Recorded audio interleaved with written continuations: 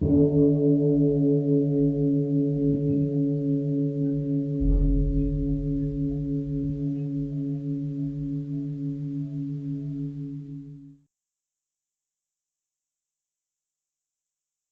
all beings be happy. May all beings be healthy.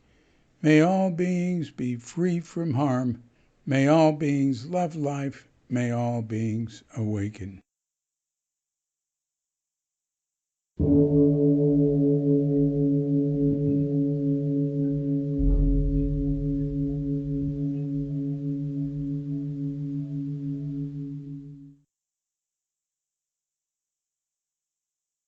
Welcome to another Cuke Audio phone chat.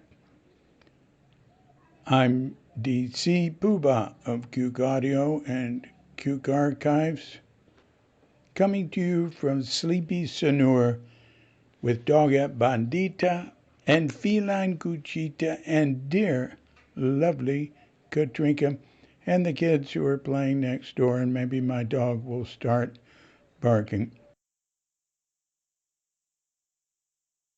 I pray that you and yours are safe and comfortable and not suffering any economic difficulties and able to get out and do what you want within the limitations of the universal precept of do as little harm as possible. Today's guest is Steve Tipton, old Zen student and a professor of theology and sociology at Emory University, who's been there a long time. And he's an old friend and dharma pal. You'll hear him talking about Nils. That's Nils Holm, dearly departed friend of ours. Nils the Dane. And Steve and Nils and I used to get together.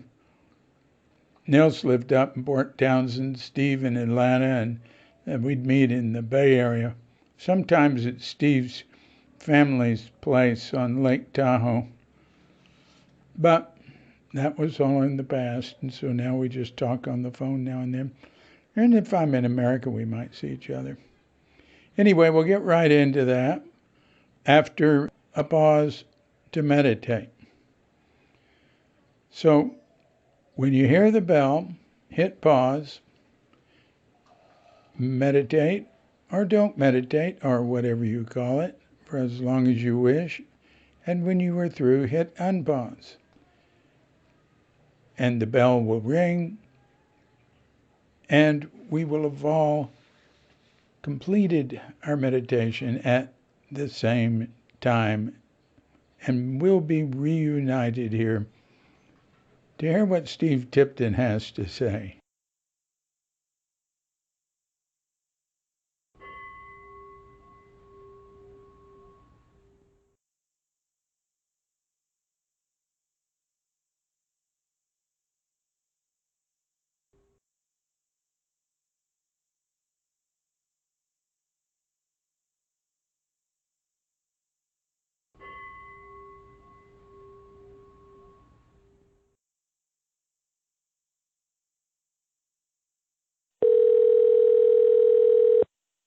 Hello? Steve, David, Chadwick. David, my gosh, you sound like you're right around the corner. Yeah, I hear that. I hear that sometimes. The miracles of telecommunication. But Right. David, you're in a better world, I trust. Untortured by Trump, just pursued by biblical plague. I keep up with the news, but I try not to do too much, you know. So how you doing, David? It sounds like you're doing good. I'm working all the time now because these podcasts, and you know, I have all these That's other good. things I do.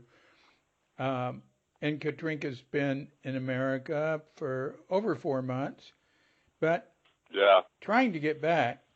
But she just intended to stay 6 weeks, but looks like she'll be here Sunday.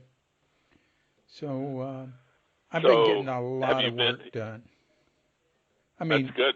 That's good. I mean, I'm moving along, finishing this book. I'm thinking about the next one, and I'm thinking, gee, I can't do this, that, and the other, so why don't I just do this? And that usually works. Not always. Yeah. Yeah. I mean, I have to.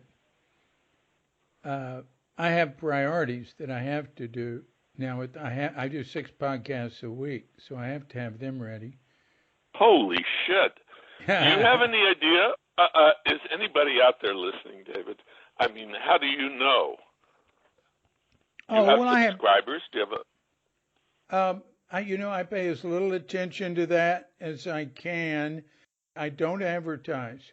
I mean, I mention it on Facebook sometimes, and on my Cuke What's New blog. I put a post today on that. Every couple of weeks I'll put one on reminding people. But basically, it's like part of the oral written history. And I don't care. I mean, of course I care. I'd love to have more people, but that's not the point. The point is to get it down, Yeah, just do it, David. Just like always and never, rich or poor, in sickness and in health. It is of its own merit. It is intrinsically valuable, here and now and ever and a day. And when it comes to writing history, that's Gershwin. Our love's here to stay. It's not forever and a day. It's ever and a day. I'm quite familiar with that song. My mother used to play it, and I had it sung. The Fort Worth Opera did her funeral service, and I had someone sing that song. Well, amen, David. I thought of you more than once, particularly last summer. My mother died at age 98. All right, so as my wife, the historian, tells me, and I mean, no shit, she's got probably not as much as you, but she has 20, 30, 40 boxes, banker's boxes, full of 19th and early 20th century Nigerian court records, colonial records, all that stuff. It's all going into libraries. It's being digitized. Now she's been working in Brazil, same thing there.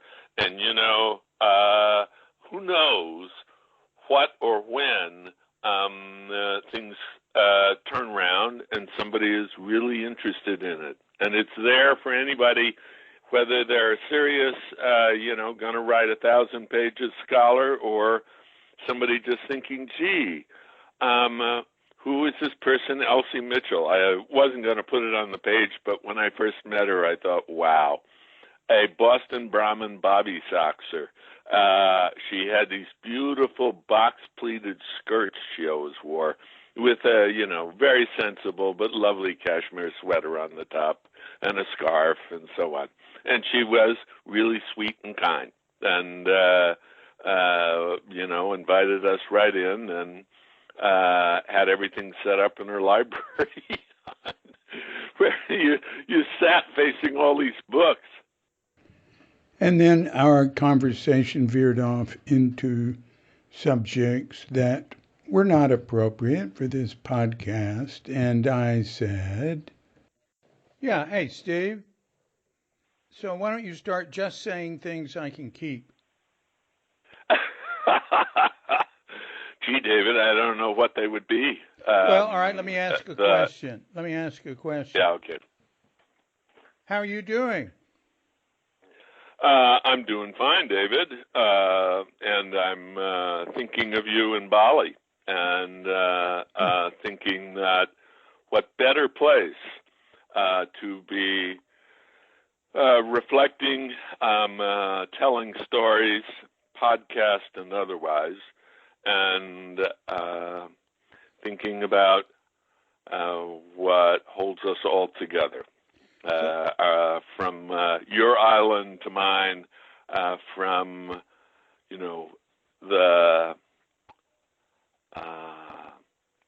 the extraordinary and well-traveled mysteries of Balinese religion.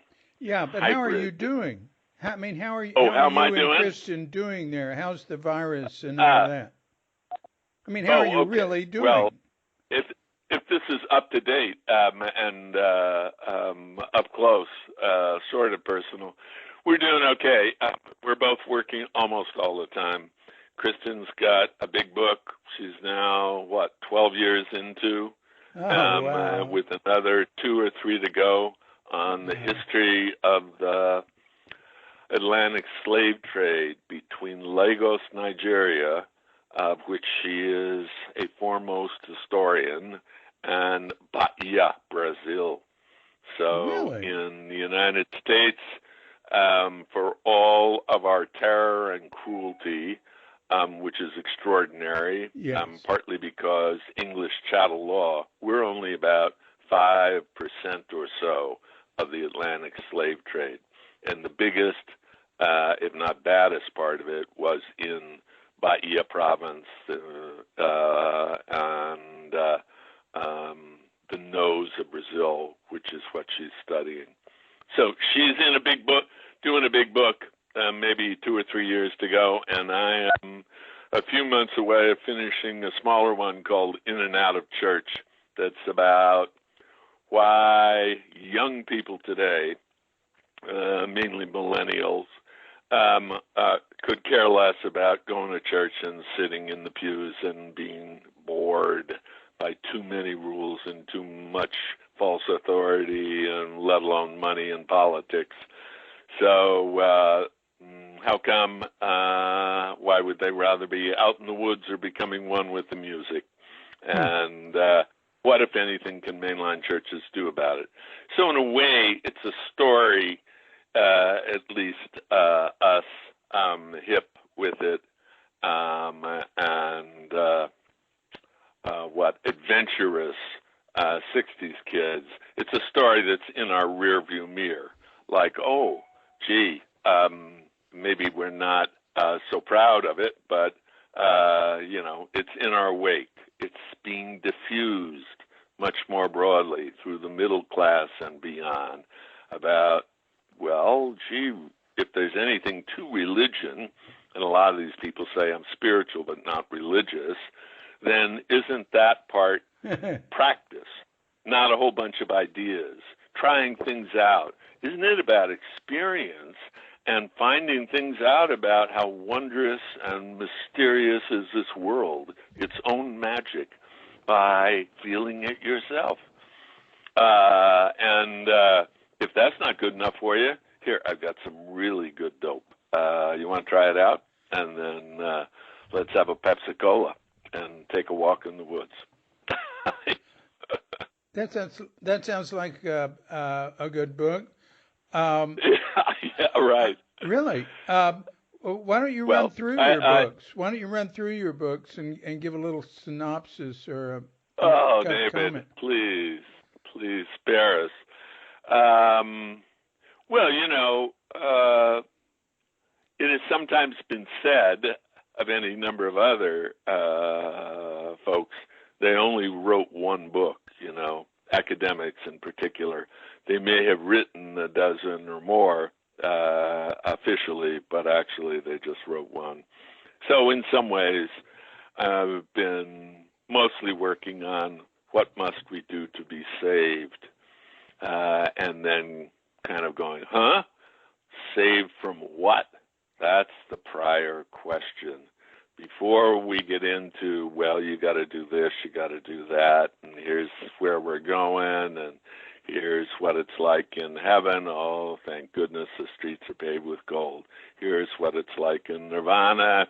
Well, here's what it's like if only, and how do we get there? Start with, saved from what? What's the nature of evil? Is it delusion? Is it dukkha, gravity? Is it original sin, God made all this wondrous garden for us, and then we flipped him, the bird. What What is it, that we're seeking to get out of? And how come? So, at least one bunch of people said, look, including virtually every salvation religion, what we're trying to get out of is suffering in some sense, or rather, whether it's sinful or it's more like gravity, it's more like human finitude in the world we walk in, like dukkha, Let me explain that to you. And almost every salvation religion says, here's some ideas, but no, better yet, why don't we kneel down and say this prayer? Or why don't we get up and start dancing around? Or why don't we fold up our legs and sit still for just a little while? And maybe even sit up straight and breathe steadily. Yeah. And then the next thing that happens is not, tell me more about dukkha or evil, but, what do you mean straight? I'm having trouble sitting up straight, at least for more than the first 3 minutes or something. How come? What's that about? Or I'm having trouble loving my neighbor, because a lot of them I don't even like. Heck, there are people in my family I don't like. What in the world could that mean? And so on and so forth. So, if you're interested in the meaning of life, tell me again, what is it? Well, it's something like, wake up. It's something like, heads up. This is up, that's down. Live accordingly. Wake up. But we don't know what that means until we start to practice or say a little bit more. Or why don't you come on down to the ashram, the zendo, or the Chapel of the Holy Spirit on a little side street, or the Cathedral of St. John the Divine on Broadway, and, find out. And then, say, in the chapel, you hear people speaking in tongues and being possessed by the Holy Spirit, and you go, whoa, tell me more. What is the Holy Spirit? Gosh, or possessed by a demon and having it expelled. So, what must we do to be saved? From what? And then how so? Why so? So in a way, that's what I've been working on for a while, since way back at the beginning when you were there. Yeah. And getting saved from the 60s. So, yeah. Your first Well, book. David, let me turn it around. Did you get saved from the 60s, or are you kidding? No. Now, one of your admirers could say, no, it took David much, much longer, because he's very smart and clever and very stubborn and wily, and also resourceful, both in the outer and the inner worlds, let alone the interpersonal one. I forget who told me, it may have even been in a book, Katsuki Sekida, Zen Training, but somebody said something like, if you're actually good at this, what I would call something like kind of this being Zazen, supposedly, and you are capable or competent in certain kinds of ways. For example, you've done yoga, or you're supple, and or you played a breath instrument, and you are self-conscious and able to modulate your breath, then in some ways it's much easier to get into it. But it can actually be much harder to get very far into it because you're so good at doing it that the whole tell me again, how do you do non-doing part gets postponed, put back until later in the game. A little bit like your nice quote of Elsie saying, one thing I can't figure out is a lot of these kids, it's like all there is Zazen, and it's kind of like working out, or athletic training. It's good for you. It will help you improve yourself. Mm-hmm. Little did she know, because, mindfulness is just another word for doing better on the job and off, Otherwise, like honesty is the best policy, why bother?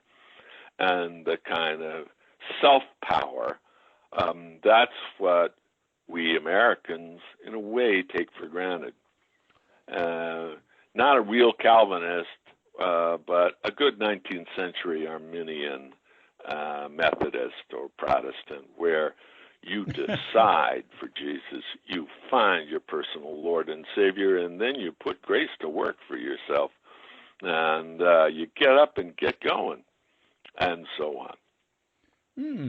So, doubters would say Pelagius is like a 4th, 5th century theologian. Now, he's been badmouthed a lot, but basically, under Greek influence, he said, look, human beings are essentially good. That's the way God made us, and God made us able to will the good.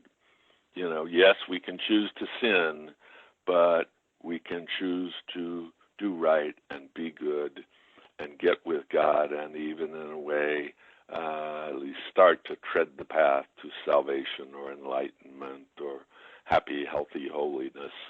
And Augustine comes along and says, hey, man, that's a heresy.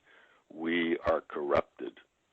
Our free will is not free. It's always biased and blinded and self-centered and selfish. So we need God's grace as a gift to begin to walk the path to salvation, a gift from God. So, that's what, if you're a real American, and we all are, Buddhist, Jehovah's Witness, Christian, Scientist, or whatever, we kind of sort of take that for granted. That's in our institutional DNA. And so maybe we're a little bit Pelagians too, and not just cheery, upbeat innocents who are doing our best to save ourselves and the world in our own image. We're so sincere. How come we don't always win? And we spent trillions of bucks in Afghanistan, Vietnam, Iraq, whatever. How come they're just not grateful? Yeah. Randy Newman. we may not be perfect, but heaven knows we try. We're doing our best. Why aren't they grateful? Why are they so hateful? Well, maybe we should just wash our hands of it and drop the big one now. Right. I love that song. Yeah. At least pull all our troops out, make the Germans pay for it, and, be nobody's sucker. Because, the world's full of losers. And if you're a loser too, your soul is lost. Actually, we have a very highly uncontrolled experiment in Hobbesian social ethics going on right here before us. But we also have a soteriology where, the only thing that counts is winning. Every day, every moment, new episode, new sweeps, Don't look back, never apologize, never explain, even if you could understand it and were competent and wanted to govern and share responsibility as good citizens, all members of one people. The hell with that. Let's move on to the next one and piss people off, get them distracted. Hey, let me ask you a question. Yeah. Tell me your way-seeking mind story.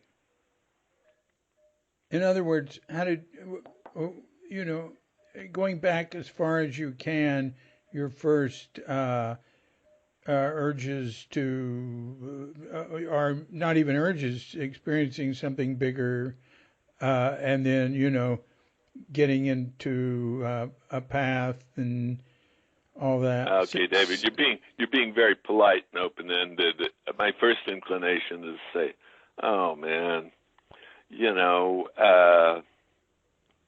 it's no accident I'm doing what I've been doing for a few decades now,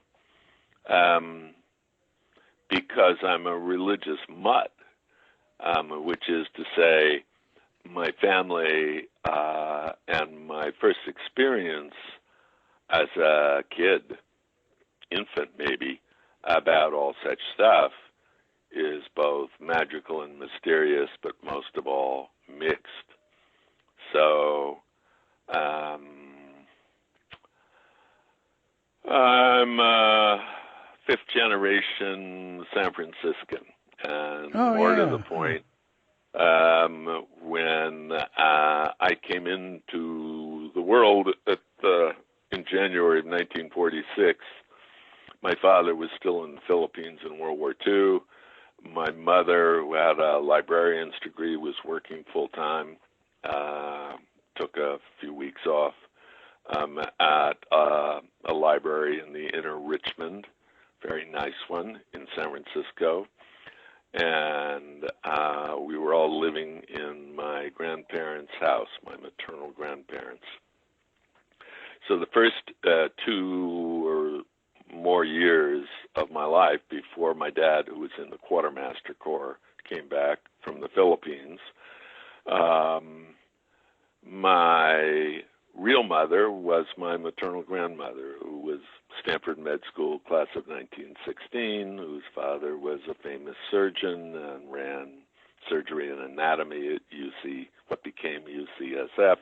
And more to the point, these were French Huguenots and Jansenists, that's Calvinism and French Catholicism, whose underlying conviction was that God had turned away God's visage from this world. And we're on our own, and we better do our best. But actually, her father and forebears were all docs and religious refugees from France, who came through New Orleans and around the Cape, and were in California in the 1830s, in San Francisco in the 1840s, and one of them had a pharmacy on Upper Grant Avenue. It was then called DuPont Street, taking care of Barbary Coast sailors and whores, and a few Chinese too, maybe. And let's see, this guy, his brother, and his sister all became docs. The sister was the first one to go through UC Med School. In any case, they were 19th century scientific free thinkers, a little bit like your Christian Science notions about human beings are all citizens of the cosmos, lit by reason, full of mystery and magic, but also a world that is infinitely knowable. And if you're interested in God, look at the magic and the mystery of the world, whether it's under a microscope, through a telescope, or just watching and listening carefully to people who come in with a cough or a fever or whatever. My grandmother worked in Chinatown when she was an intern, and she said, well, you know, it's amazing. Old people would open up their clothes reluctantly, and there, you know, would be necklaces of garlic around them. She said, you know, and you would kind of start to pull back and then lean forward instead. And then she said, you know, it turns out the stuff actually works for lots of things. In any event, my grandmother was reading Teilhard de Chardin, who was a Jesuit paleontologist and the noosphere, and talking all this kind of stuff, and she lived right across from St. Ignatius. I mean, right across from the church. And there were lots of Jesuits in the family, and going to church, this big cathedral of a church with all that kind of moving,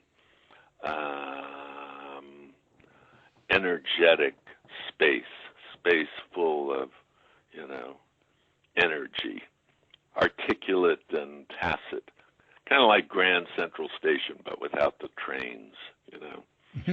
And so all that was just there from the beginning.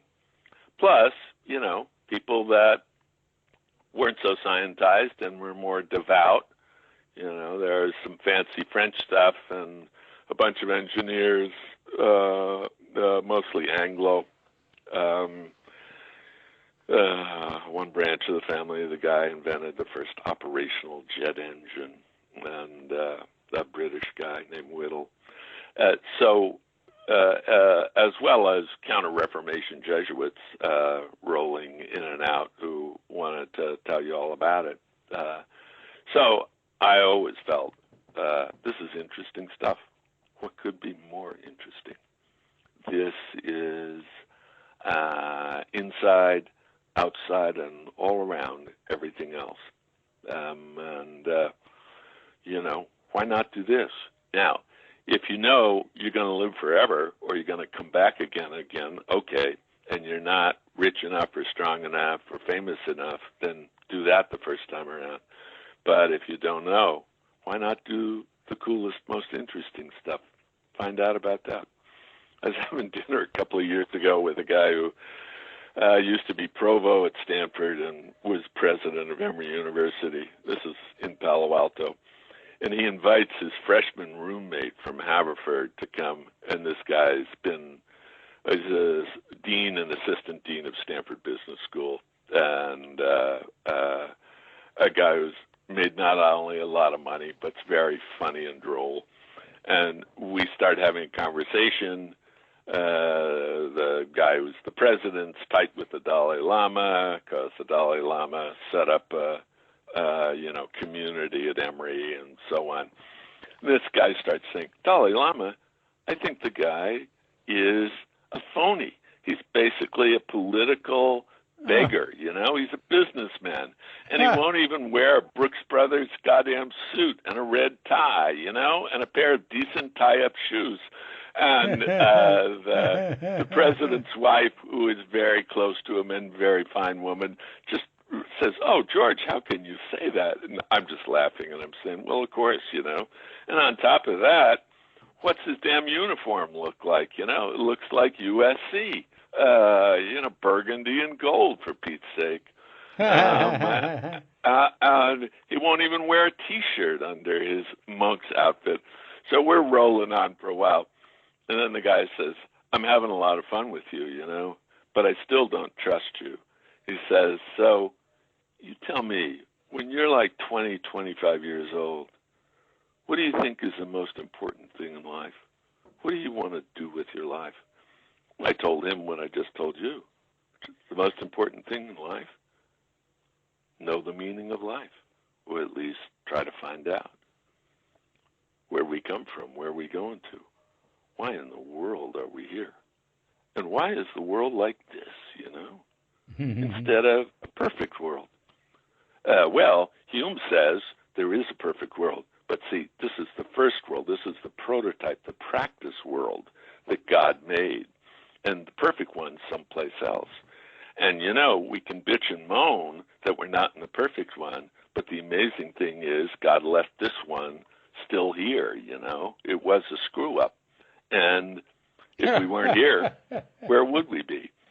So we're off and running. And he goes, yeah, that's about what I expected from you. And he said, you want to know what I thought when I was 20, 25? I said, yeah. He said, I want to know how to make the most money, the most quickly, with the least effort. And I said, well, not just money, that's the great God of efficiency. You're in the right place. Biz school, and what could be more mysterious than efficiency if you actually look around the world we're in, particularly if you get big enough, you're successful enough to become General Motors or General Electric or General something. Look at all the inefficiency. And also look at the BS quotient, too. Look at all of the corporate statements of mission and ideal and responsibility, not least to and for our workers, where, at least 80% of all Fortune 500 corporations for the last 15, 20 years of their earnings net have been spent on stock market buybacks to push up the share price, to push up their grants to CEOs and big investors. 8% has gone for wages. And he starts laughing. He says, tell me something else I don't know. And then I go, no, you tell me, being rich, really rich, what's that picture look like? Is it like Scrooge McDuck? He's got a swimming pool full of gold ducats, and he's diving into it. What could be more imaginary than that? If you had a swimming pool full of ducats and you dove in, you'd break your neck or at least contuse your nose. And he goes, well, I was a kid who grew up on the grounds of a prep school. I won't tell you which one exactly, but a Quaker prep school. And he said, where both of my parents taught. And they were good Quakers, and they had no money, and they humbly served all the kids, including the rich kids who had their own horses at the school. And I got to ride the horses when they were away, but not when they were there. And I thought, when I get old enough, I'm going to have a horse of my own, and I'm going to have a ranch, and I'm going to ride around. And he said, and I do. I got 500 head out on back lot in the Stanford Hills underneath the radio telescopes. And I ride around on the range. And I said, you got a big hat, but you got the cows too. And you got a nice big fat tax exemption for yourself and Stanford. He said, you got it. All right, end of parable. So why not? Why not? Now, unlike somebody who's good at yoga or can really play the saxophone or the flute,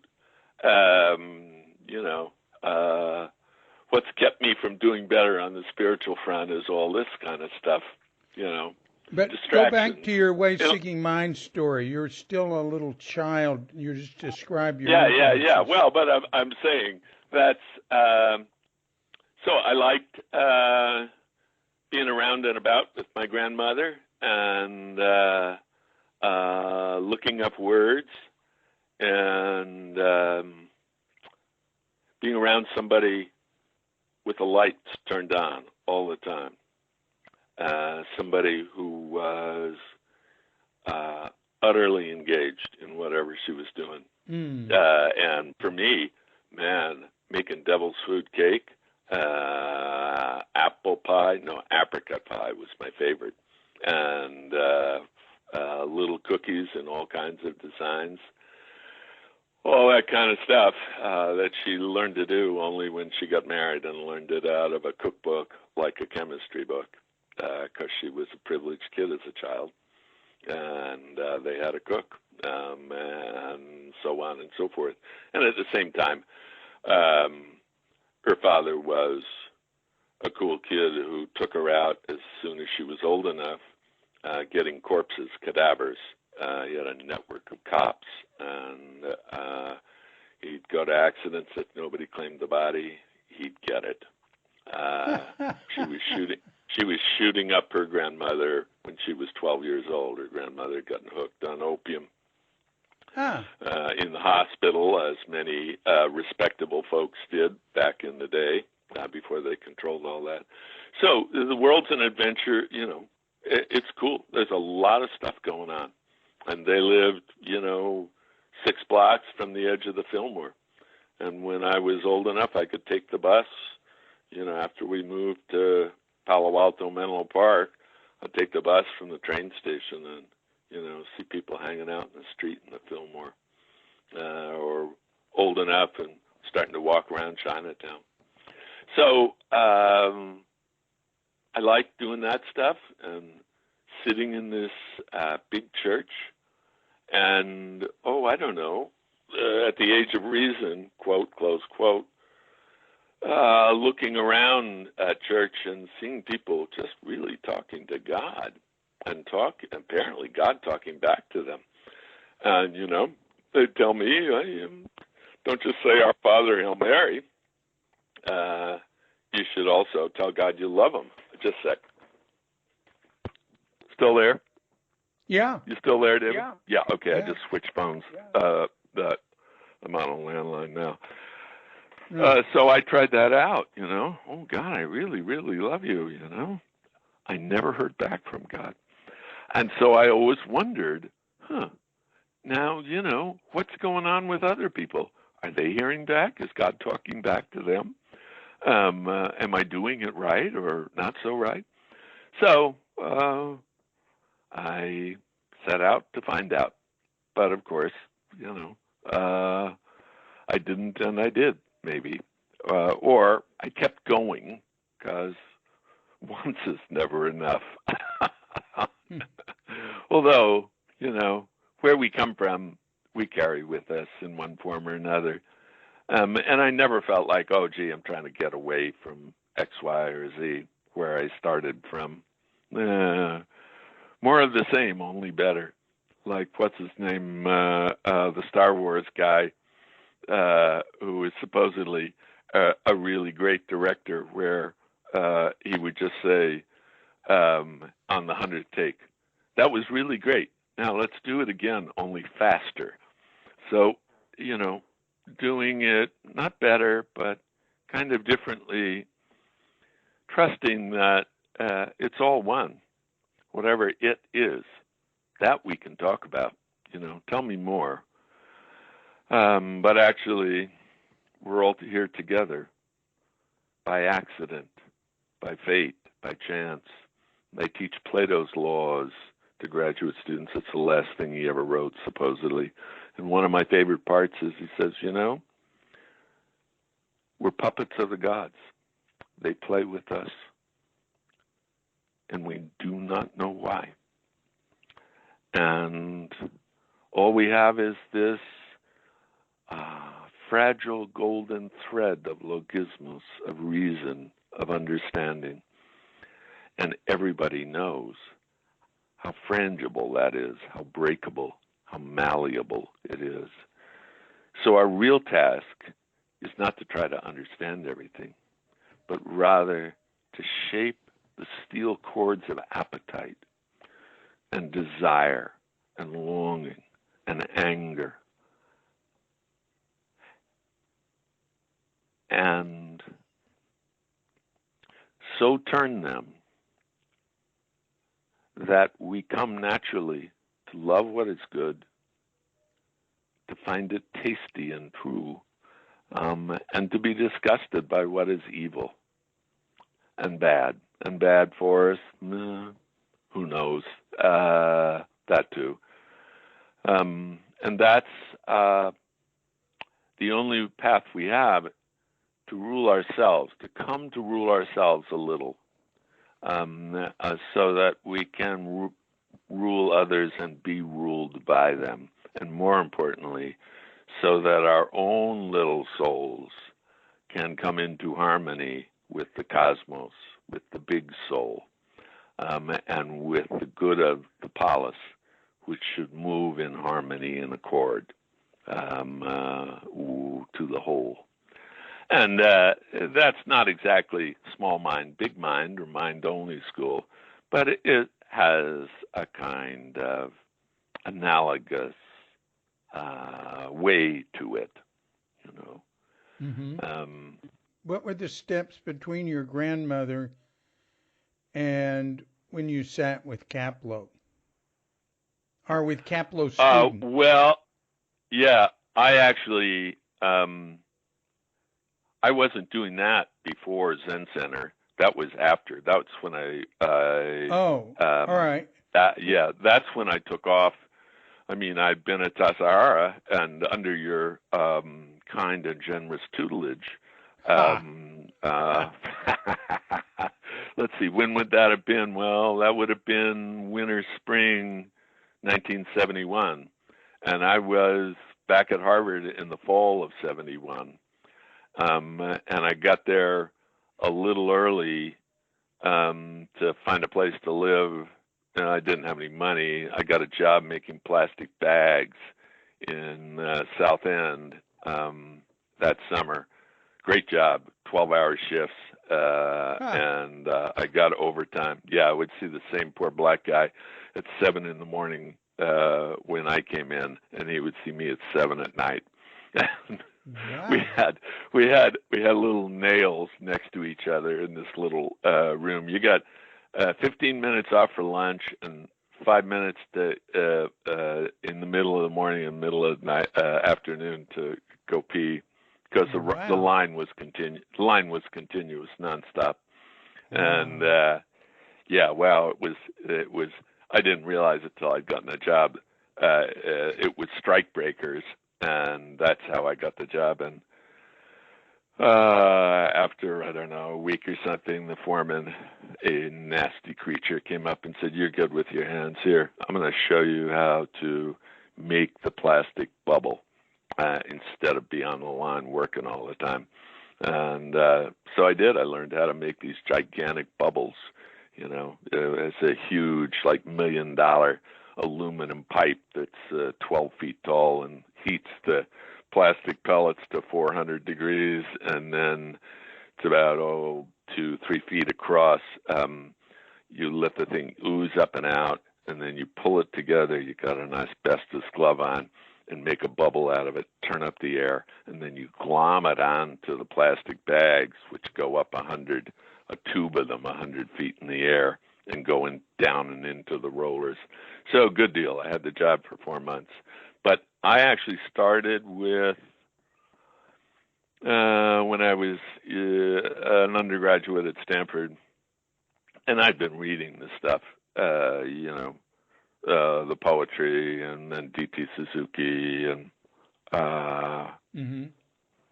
maybe Herrigal, I can't remember, but certainly kind of the poetry. And what poetry? Well, it's pretty vague now, but I don't know, Basho, the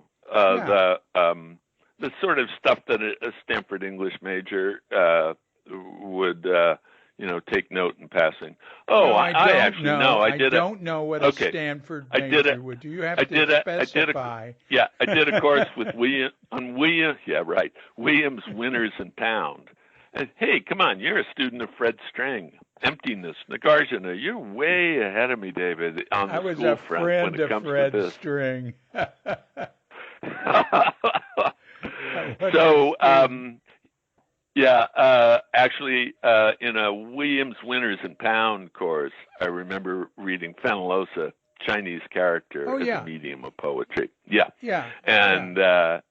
So, I was interested on a number of levels, but I started to sit with what the guy said was sitting meditation. A guy who worked in Kepler's bookstore in Menlo Park, where I had been hanging out since I was 10, 11 years old. In fact, when I used to read books for free. I knew the head clerk in the front who indulged me, a guy named Ira Sandpearl, who was Joan Baez's guru. And there was a guy who, when I was maybe 11 and he was 13, maybe I was 12 and 14, he started playing his guitar with a pal up front. And I remember thinking, that guy's not very good. That was Jerry Garcia. And the guy with him was the first guy in his first band, which is kind of a banjo, country band. And so I started with that guy, and then time goes flying by when you're having fun, and I had the draft after me, which quickened up my step a little bit. And I decided, for my own bad reasons, not just to go on to graduate school, but go do something to make the world a better place, if not to make the revolution. I fancied myself a kind of hard-nosed liberal. So I went into Vista to do alternative service. I told my draft board, I filed for CO, and I said I would do alternative service, whether they gave me the exemption or not, and I would not go. And my draft board, because it was Stanford, this mid-peninsula, was used to hearing from morally superior, arrogant young know-it-alls, and said, okay, that's what you're telling us. What we're telling you is we're not going to give it to you. We're not going to not give it to you. We're leaving your case in abeyance. Next move's yours. What are you going to do? So I joined Vista, and having read some other books, and also, for good or ill, I've been a pretty good baseball and basketball player, so I knew a lot of kids from the other side of the track, such as they were around Stanford, East Palo Alto, East Menlo Park, and including guys who, within a few years were sticking up gas stations and winding up in San Quentin, if not dead. And so I thought that and Ralph Ellison, Invisible Man, and Langston Hughes, I sure as heck don't want to go to Wichita. I want to go to Harlem. And I got lucky and found a job in Harlem after I'd gone through Vista training and was working for the first large-scale poverty law office, federally funded in the late 60s, second to Gary Bella's California Rural Legal Services.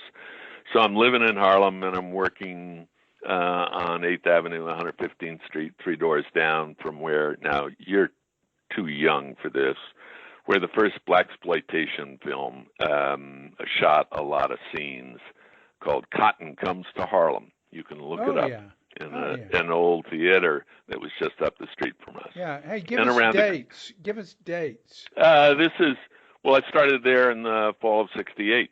I graduated in the spring of 68, and in the fall, if you weren't in school, you better be somewhere because they're going to come after you. And eventually they did. After I finished Vista, they came after me and said, joke's on you, smarty pants. You owe us another 2 years, and actually we could draft you. And at that point, I filed an appeal, and I might have been able to win at the California state level. Sisson case, that is, I'm no Quaker, I'm no pacifist. It was a dumb, terrible, stupid war. Morally misguided, let us say. So in any case, the draft came in, the lottery came in. And that's when I was first at Page Street. The case was on appeal, and I was living in the Fillmore, and I found a job organizing an adult literacy center. It's up on the Panhandle, then on Pine Street, off DeViz, and raising money for it. I had a project. We had a big bunch of Bechtel employees, and we started one out at the prison, reading. I was pitching. I got involved or pulled in a guy who had been an advance man for Billy Graham, who had started something called the Involvement Corps, Els Culver. And a kind of hail fellow, well met, love Jesus, love your neighbor, do good in the world. Amen, brother. And then a guy who'd been in the Panthers, and he was kind of the black militant who was giving the white folks one more chance to do right.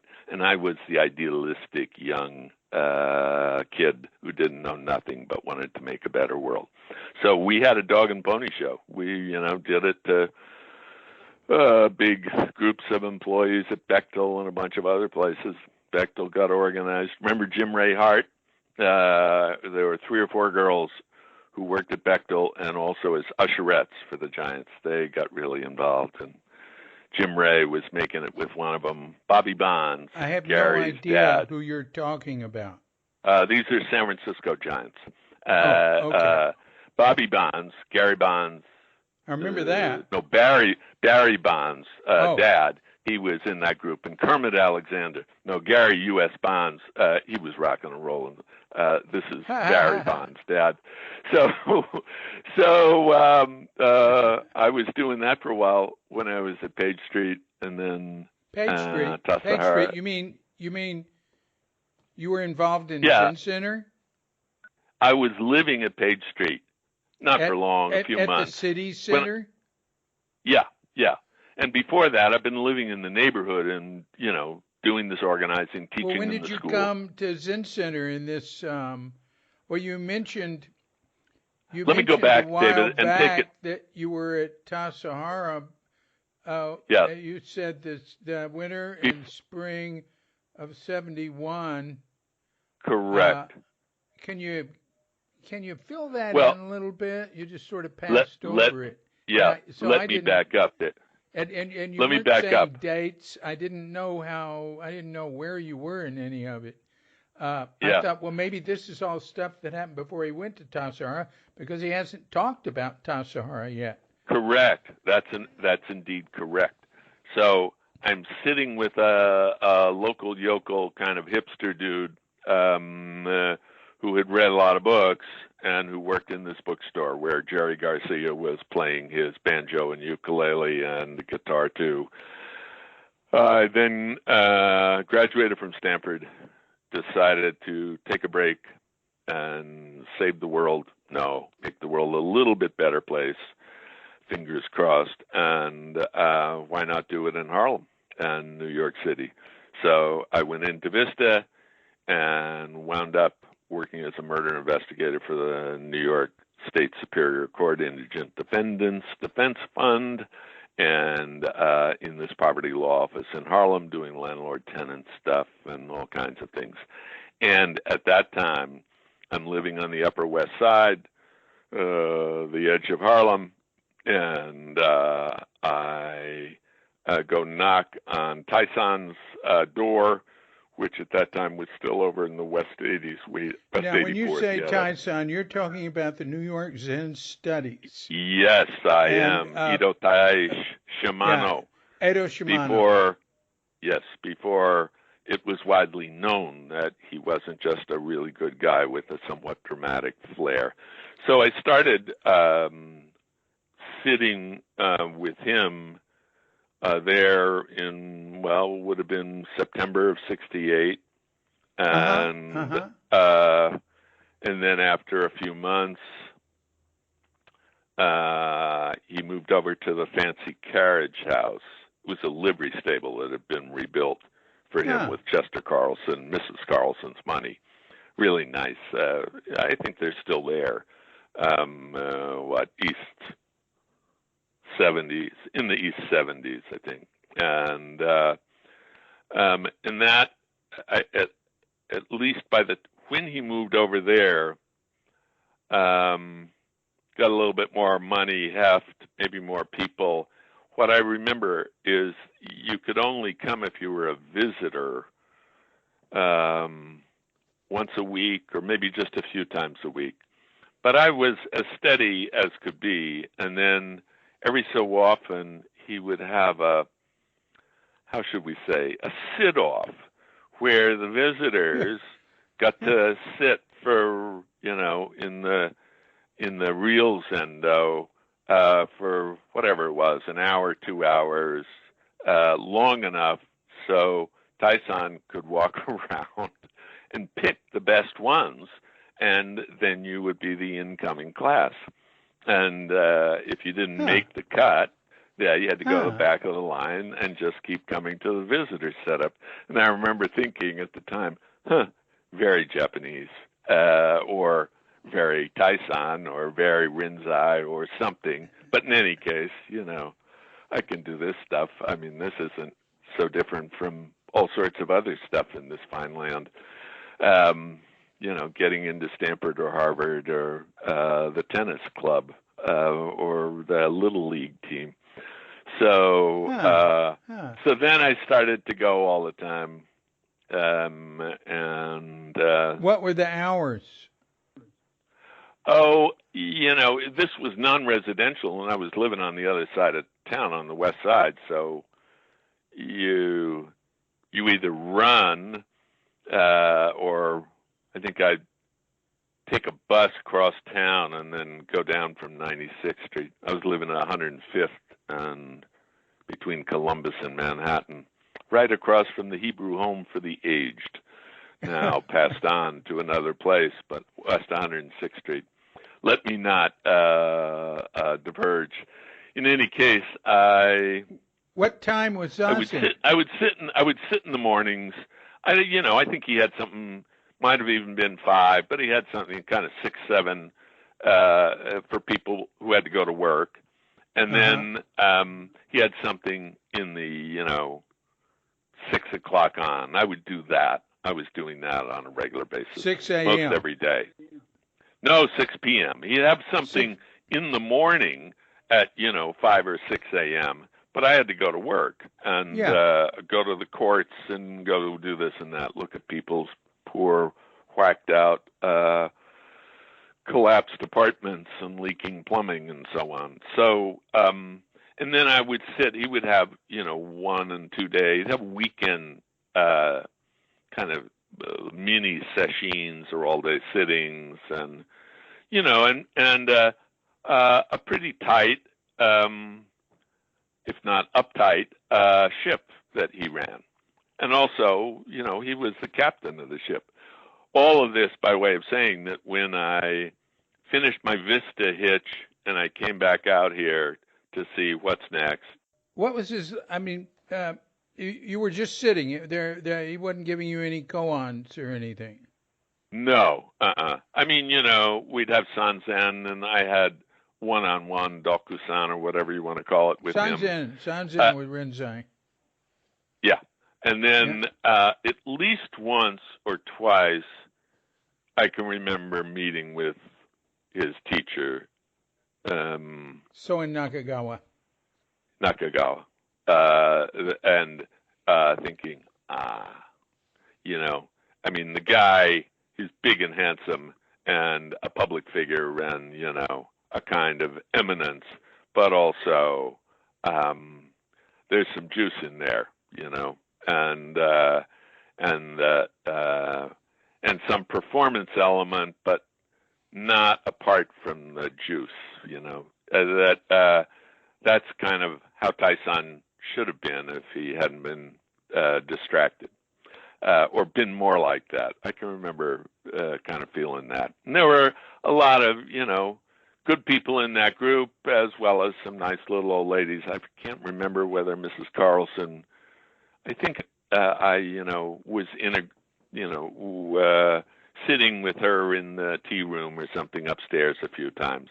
It was a genteel group, as well as very much Taishan's own little ship. All by way of saying that when I first came to Zen Center, I thought, oh man, loosey-goosey. Right. Hippy dippy. Some of it's just people doing their San Francisco thing, and wherever they're from, with or without culture lag.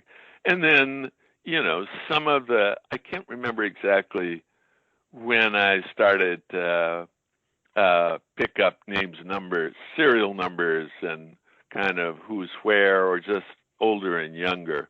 I think pretty early on I felt, gee, there are other things going on here. Certainly, I can remember seeing Pat Hershoff early on, and Claude and other people, and feeling, it's not just this. There's a lot of through traffic here, and a kind of flaky free form part, and then I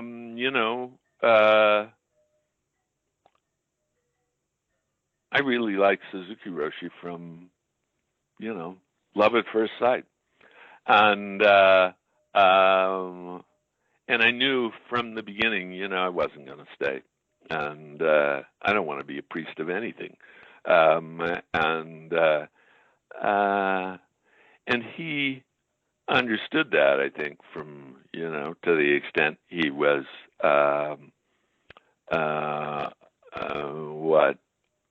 aware of my coming and going, and I think I remember right at the beginning I kind of thought, it's not just flaky. This is like kind of the free university. We had one of those around Stanford, and I've been in other places too, full of self-expression and goodwill and good heart, or whatever. But a whole lot of people don't know shit from Shinola who are on their way through here. So I can remember at least a time or two, I hope not much more than that, sitting and listening to Suzuki Roshi, and then asking what I thought at least was a pretty good question, pretty sharp. And the kind of question Tyson would have picked up and run with, oh, very good question. Now let me show off answering it. And I can remember, I think it was only once or twice, and then I just stopped doing it, that Suzuki Roshi would kind of go, and then he just wouldn't answer the question. Wouldn't he say something or? Oh yeah, he'd say something, but no hook. No, he didn't want to. I mean, he wasn't going to show off. I mean, and it was like he was gonna be there for everyone, not come do some little dance with me. Like best student in the class. Well, give an example of a question you would ask. I can't remember, David. I mean, Was it an listen, academic question? I was always the best student in the class. So, whatever it was something where you had to pay attention and engage, whether it's the text or the gloss on the text, Uh-huh. and I remember thinking, well, okay, I'm ready. I'm happy to roll with this. I'm not. I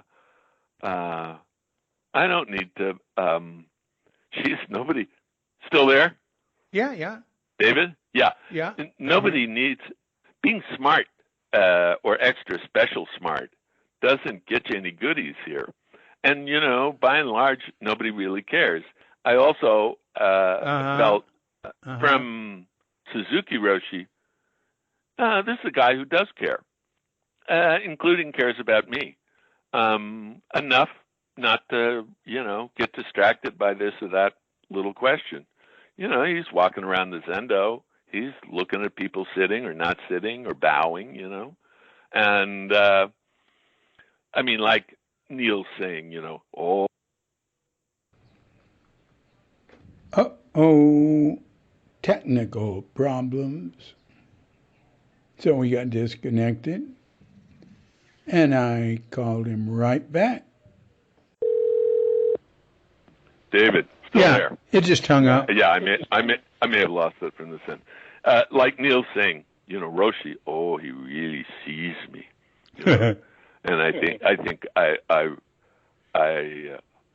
one time this was later, I said, yeah, just like your girlfriend, but you don't see him worth a shit. And he said, yeah, that's right. I didn't know what was going on in there. And I said, well, some combination of a perfectly extraordinary, ordinary, enlightened being and just a Japanese guy, who's actually very smart and insightful and has great acceptance and affection for people and everything else too, maybe, at least most of the time, most all the time. So, so I just thought, hey, I had a job at this literacy center. I still had the draft on my back. I knew I was going to go back to school in a while. I mean, I'd gotten into Harvard and held them. I got on, I applied in 68. So I got in 1970, and I said, let me off for 3 years. I'll come back. And they said, we'll hold your place. Will not guarantee you.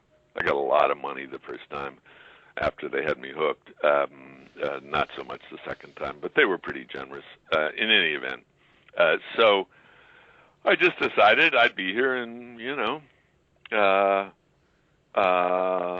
devote myself to practice, being a good student in the Zendo and doing whatever the job was that I got to do around and about. Clean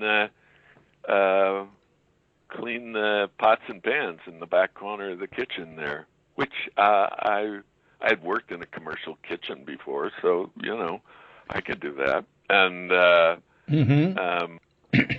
and whenever I would see sesshin or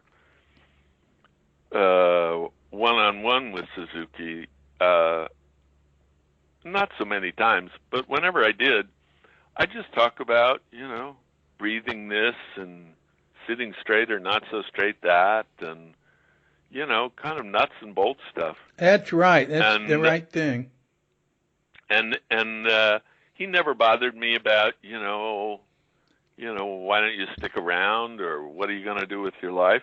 And I appreciated that, and I kind of thought, well, we're humming along here, and this is actually better for me than anything else, certainly than talking a bunch of esoteric ideas that I don't really care about that much either. Well, I care about in my own way, but not philosophy out of the book.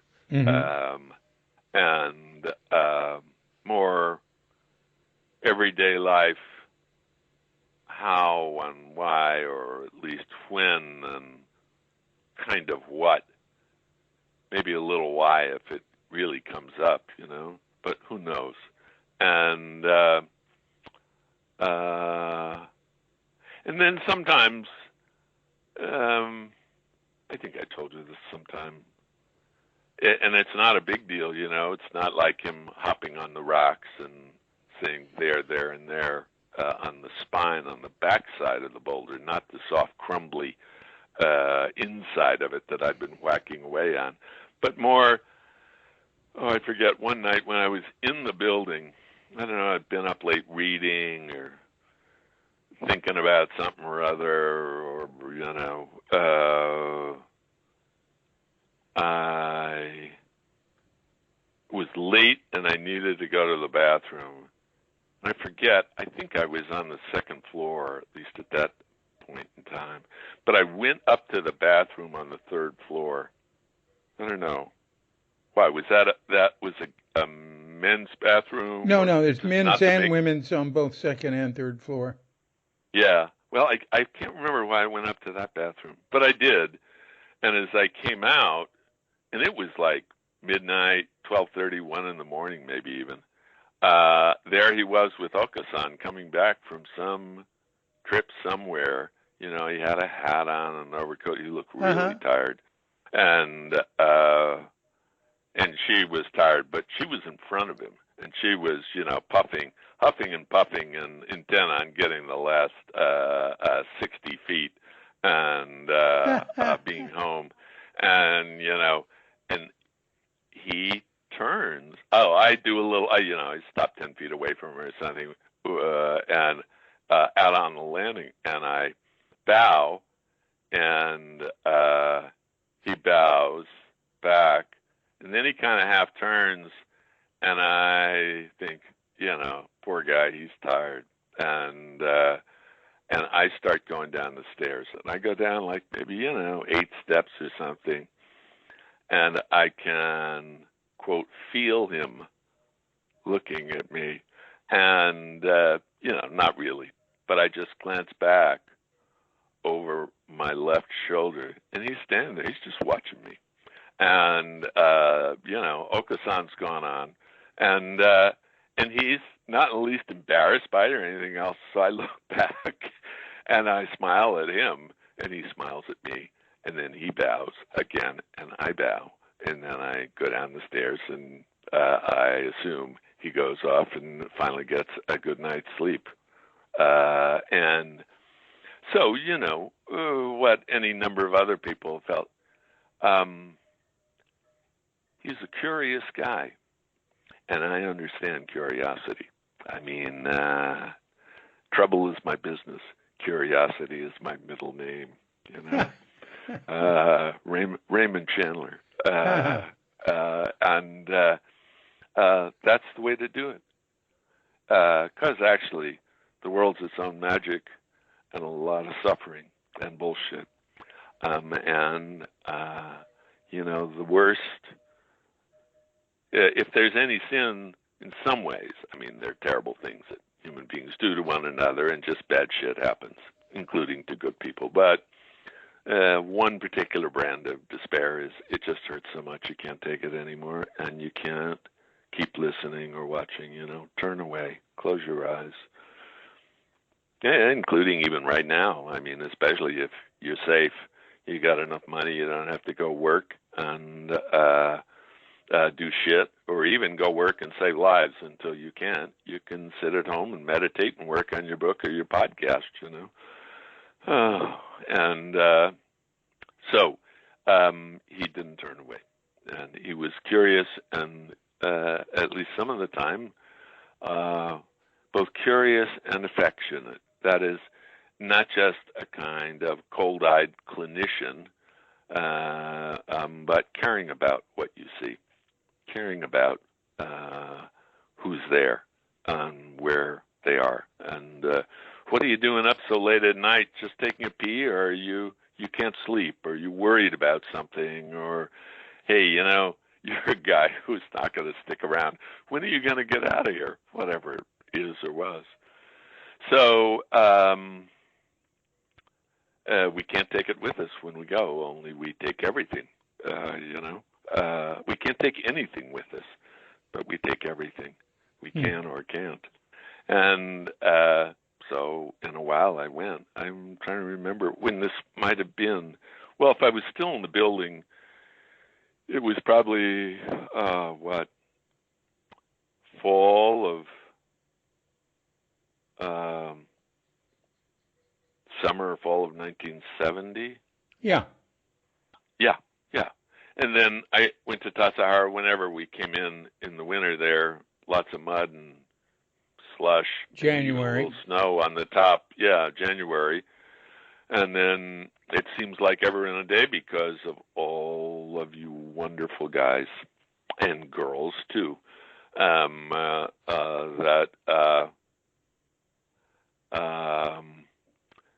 Time flies when you're having fun. And before I know it, I remember, I always liked and had an affectionate, or came to enjoy the affection of Yoshimura. Yeah. And he was there then, and during Tangario, and I remember him saying, if this feels hard, don't worry about it. I think he said, I dropped out the first 2 times I had to do this in Japan. I only made it the 3rd time. Wow. He was a sweet guy. He really was. Wow. No bullshit. And and then and I was sitting next to, is it Paul Haller?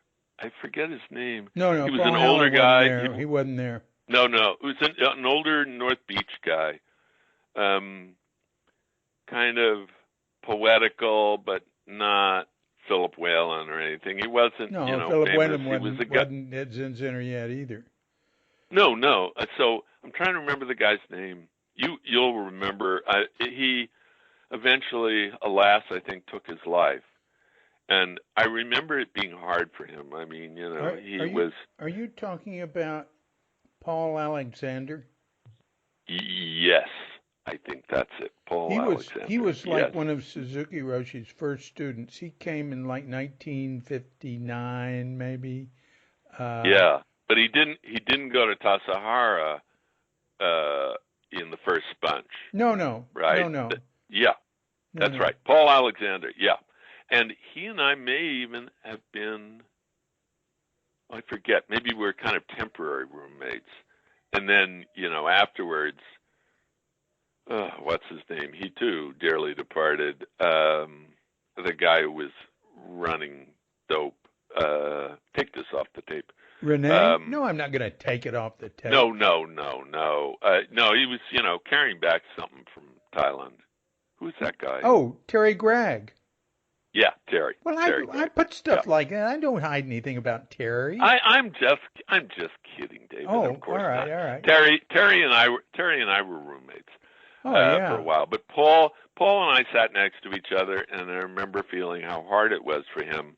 And it was kind of a pain in the ass for me, but I suffered through it. Hey, And incidentally, we don't know what happened to him. oh, good. We don't I'm know what glad. happened to him. It's assumed he committed suicide because he was depressed and he felt guilty about being a homosexual.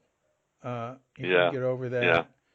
And nobody cared. I mean, gays loved Zen Center because nobody cared there. There was nothing, But it's not about Zen Center. It's about him and the world. He was born into, the fact that he was older, the fact that he was not a big, cool, swinging guy. He was self-scrutinizing. He struggled with himself. Yeah. In lots of ways. Yeah. Offhand, I would be more than willing to pontificate. I mean, I liked him, and we kind of got through it together. Yeah. We weren't running across the finish line to victory at sea or chariots of fire. We just kind of muddled through. Yeah, with he was very Yoshimura's humble. encouragement. Yeah, he was humble. Yeah. So I had a good time. I got to know you guys. Like Niels's trope about, Suzuki Roshi never taught me anything. It was the community that taught me. And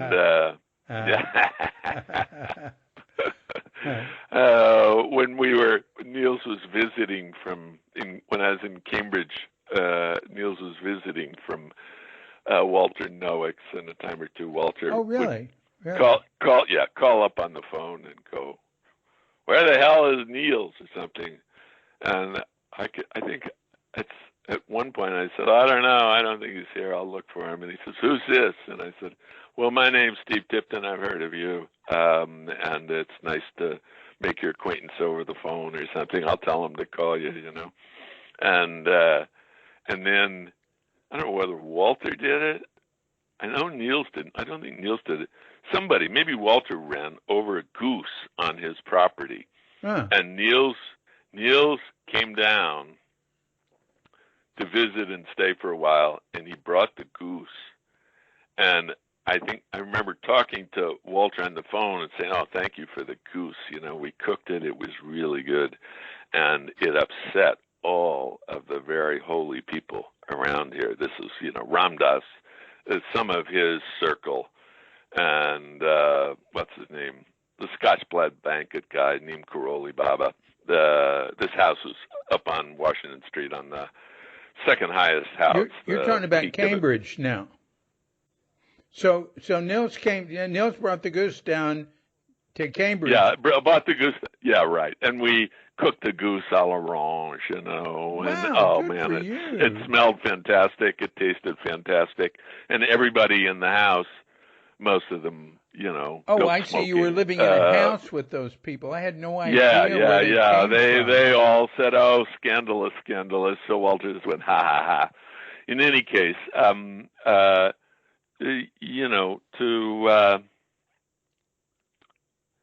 to have the experience how easy it is to do this stuff at one level in Tassajara, where everything's set up to be of a piece, and if you're just a little bit into it, then it gets easy.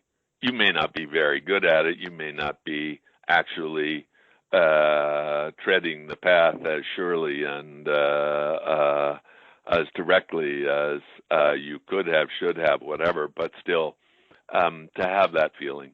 And to have the feeling of, now and again, this is constraining, or, geez, I would really like some bacon and eggs, and how about a little coffee cake, like from that place in Monterey? How about some sugar to turn on your frontal lobes and get them really buzzing? But for the most part, you can have that experience of, inside of a certain willing order is a little peace of mind or contentment, and freedom to follow the Spirit where it listeth, just like that crazy, compulsive, obsessive St. Paul says, or your favorite Chinese Chan mumbo jumbo artist, the kind of, gee, is this it? Or better yet, gee, is this all there is? Yeah, it is all there is. Not bad. I'm a satisfied customer. Well, in a minute or two, I'll want more, but for right here, right now, Thank you, Moses, Jesus, Buddha, and so on. And what just popped into my mind was Tatsugami doing his little dance, which was some kind of classical, and he was reciting something, I don't know, that maybe he had authored, or the sixth patriarch had testified to, or whatever. And this was in the downstairs in the dining hall, the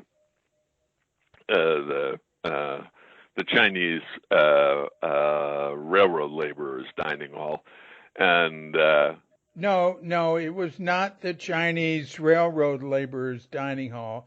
The railroad people never lived there. They were way before David. there were any buildings. No, I'm not talking about that. I'm talking about it was done by Chinese labor, and at least some of them had worked on the railroad before. No, they had cut the road in, as I recall. Well, they did the second part. It's true. That was in the late 1900s. I thought they had worked. Chinese labor had worked on at least some of that building. No. Yeah, I did too, until I put out that book, A Brief History of Tassajara, and then I was reading in detail all this stuff, and I found out who built it. Those stone buildings. It's a pretty. I'd have to look at it. It's a pretty big building, though, David. But the dining hall with the dorm on top of it. That's right. The building. Dorm. There were Chinese cooks up there. Yeah. My grandmother was there in the 1890s. She said as a kid, and she said the stagecoach. She rode the stagecoach in the bumpy ride. I'll ask her about it when I next see her. In any event, so Tots is doing your grandmother is alive? No, she died at age 100 in 1993. So she was born in 93. And she said when she was 6 or 7, she first went down to Tassajara. And, cool. They were fancy folks who, lived in San Francisco, but her father had a vineyard and a ranch in the Santa Cruz Mountains, so they were down there a lot. And that had come to them through a great whatever uncle who had been in Andersonville and got a quarter section from the feds for free for his pain and suffering and patriotism. And he took it in the Santa Cruz Mountains and spent a lot of time drinking whiskey and shooting jackrabbits and looking like Walt Whitman. And then my great-grandfather came down and planted vines and had a vineyard there. In any case, back to the ranch, either just before or just after, maybe if it was the last act, just after. But Tots is doing his little dance and reciting a poem, and you had your guitar, and we did a little version of what I say. Really? Tell your mama, tell your pa, gonna shake you back to Arkansas if you don't do right. If you don't do right. And I remember Tots looking on indulgently, but knowing he could and would top that little ditty with one of his own.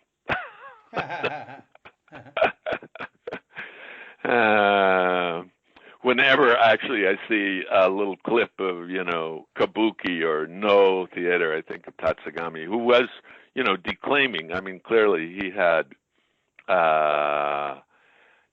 those genres at hand. He wasn't doing just Buddhist stuff. He was doing his own artistic stuff. Which, I felt like it was actually, I mean, not only Taisan's example, but kind of more subtly and intimately seeing Suzuki and Tatsugami together was a kind of teaching. And also Katagiri too. I mean, each of them a very distinct personality in a way that interacted with whatever it meant to be a monk, a teacher, whatever. I mean, I can still remember at some point, maybe it was Tatsugami was giving a lecture at Page Street, and he and Suzuki were sitting side by side, and Tatsugami was rolling on, heedless of the clock, of course, and heedless of the squirming students down below. And at some point, and I think maybe Katagiri was up there too, and at some point, very unwillingly, but somehow, I can remember Katagiri kind of finally giving up the ship and, changing legs or doing something, and maybe just readjusting himself. And and at the end of it, at the 2-hour mark or 2.5 hours, some damn thing, Tatsugami goes, okay, that's it for now. And then whatever we were doing, Fukansa Zengi, or, we chanted the chant. And then Tats just kind of leans back, shoots both legs out, puts them on the floor, and pops right up. And Katagiri is kind of going, oh, man, and gets up little by little, stiff as all hell. And Suzuki Roshi's, nothing extra, nothing added, no complaints, and no stealing of it, of nerves, but he just gets up slowly, but he gets up slowly and smoothly. And I remember thinking, yeah, well, it's no accident that a lot of people like Suzuki Roshi who don't much like Tatsugami, even if they admire him or are kind of afraid of him, like, hey, don't catch that guy's eye, And Katagiri, I mean, more Japanese from top to bottom, rather than, hey, this guy's Japanese, Suzuki Roshi, and he's old. But no, he's just this guy too. But Katagiri, you could kind of sympathize with, and he could sympathize with us. It's like if you're doing calculus or some kind of fancy math in a good university or a half-good college, the goddamn math teacher is good at it and can just zip along. And if you don't know what's going on, you're just bumping and crawling along behind, and they never look back, Yeah. Somebody it's hard for, or somebody who's got real compassion and knows, gee, it's easy for me, but it's hard for somebody else, then they slow down. Then they say, hey, how is that part? Is that okay? You sure? I'll go back over it, Much better. Much better. And the same thing goes for, all kinds of things that people are good at and other people are not so good at. And so Tots did his bit, and then when was it? It was May, I think, of 1971. And it was warm for a while, and then it got a little cooler, and it was time for me to go. And I remember walking up and out over to the horse pastures, wherever I walked for, 3 or 4 or whatever hours, and it started getting colder and kind of cloudier, and it looked like it was going to rain. And at some point, I reached a good-sized clearing. I forget which one. Over by Church Creek Ranch, wherever it was Partington Ridge, kind of on a trail going out to the coast. And I come into this clearing. Now, wait a minute. You're taking a walk to the coast? I am leaving Tassajara, yeah. You're walking out? Yeah, I'm walking out. Where are you walking to? To the coast? Oh, down to Highway 1. I'm going to hitch a ride, which I did. You're not going to go by Church Creek. No. So whatever I forget the trail. I'm not looking at the map right now, strangely enough. Well, you go up over the Tony Trail, and you just follow those trails. I don't remember what they're called. You go over to Willow Creek. And that's right. That's right. So that's a good hike. It is.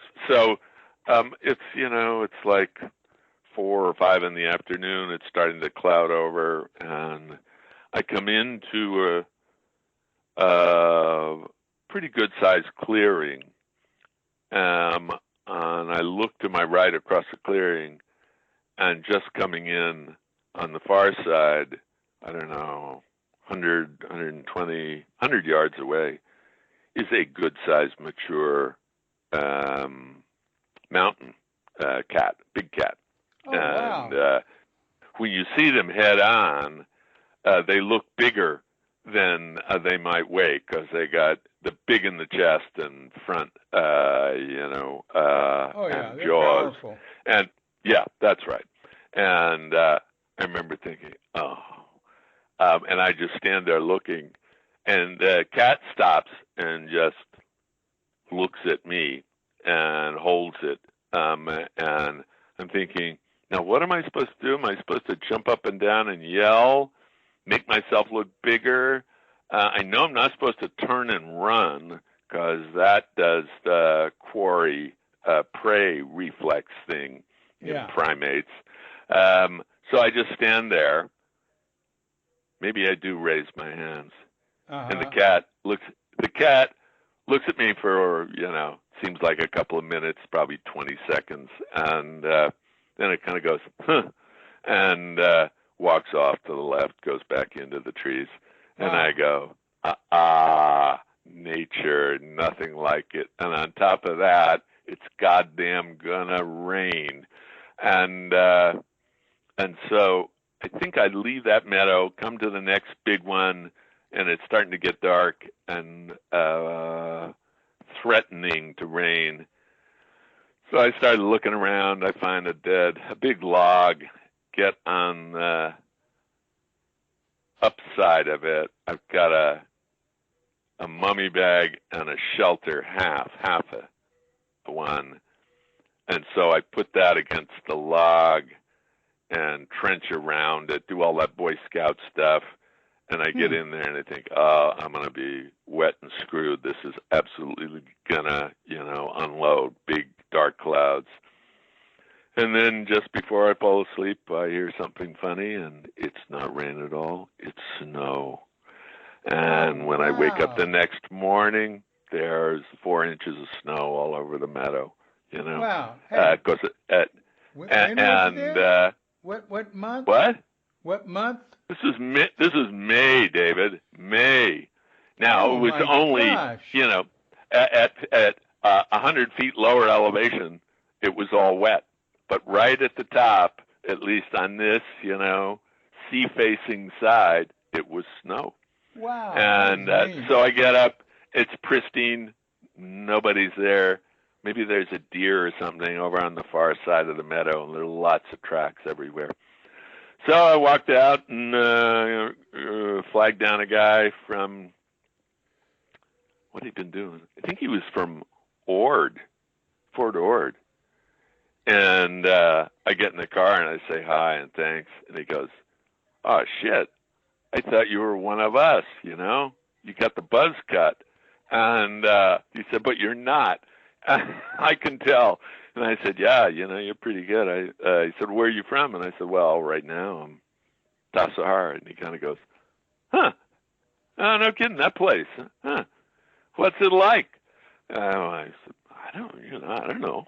The baths are nice. He said, yeah, I heard that. So he takes me to Monterey, and I get another couple of rides, and I go home. I want to go my back. Folks. Yeah.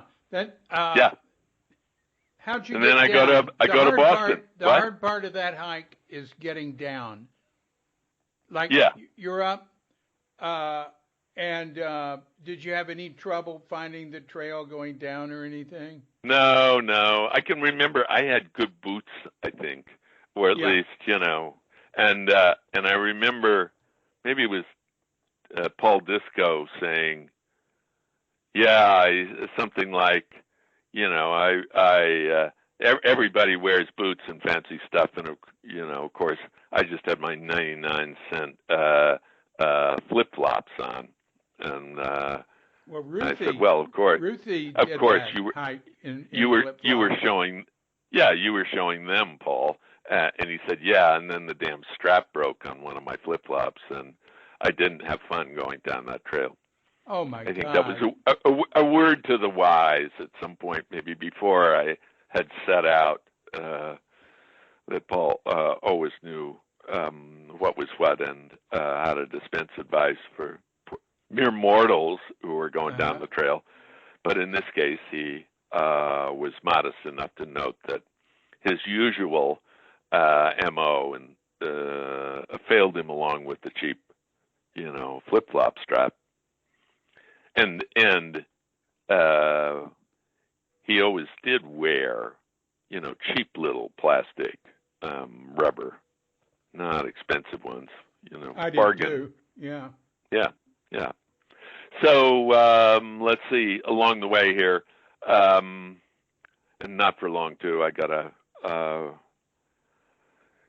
show up at a Zoom birthday party for a systematic philosopher of religion who was an older colleague and who is now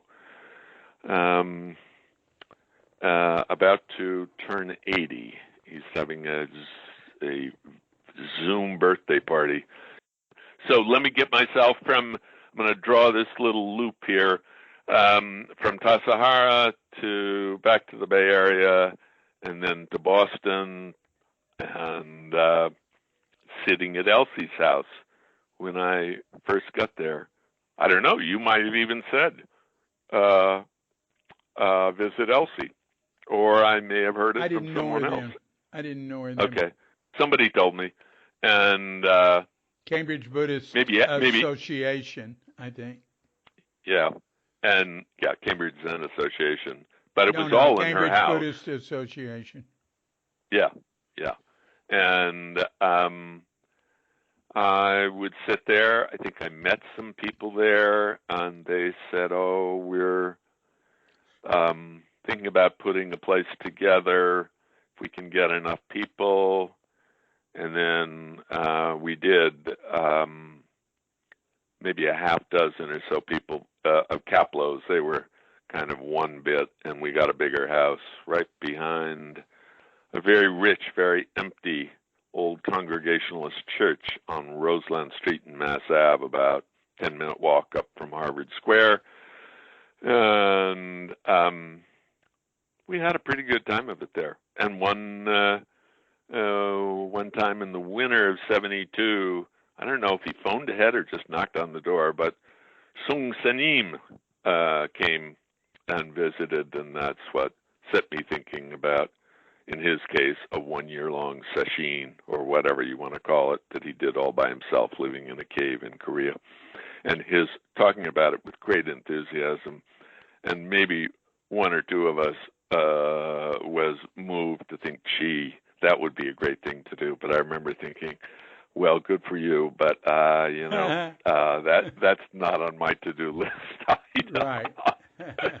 And everything worked out perfectly for him. I think he had a job and was staying with some relative or somebody crashing in Providence, and so he was right at the beginning.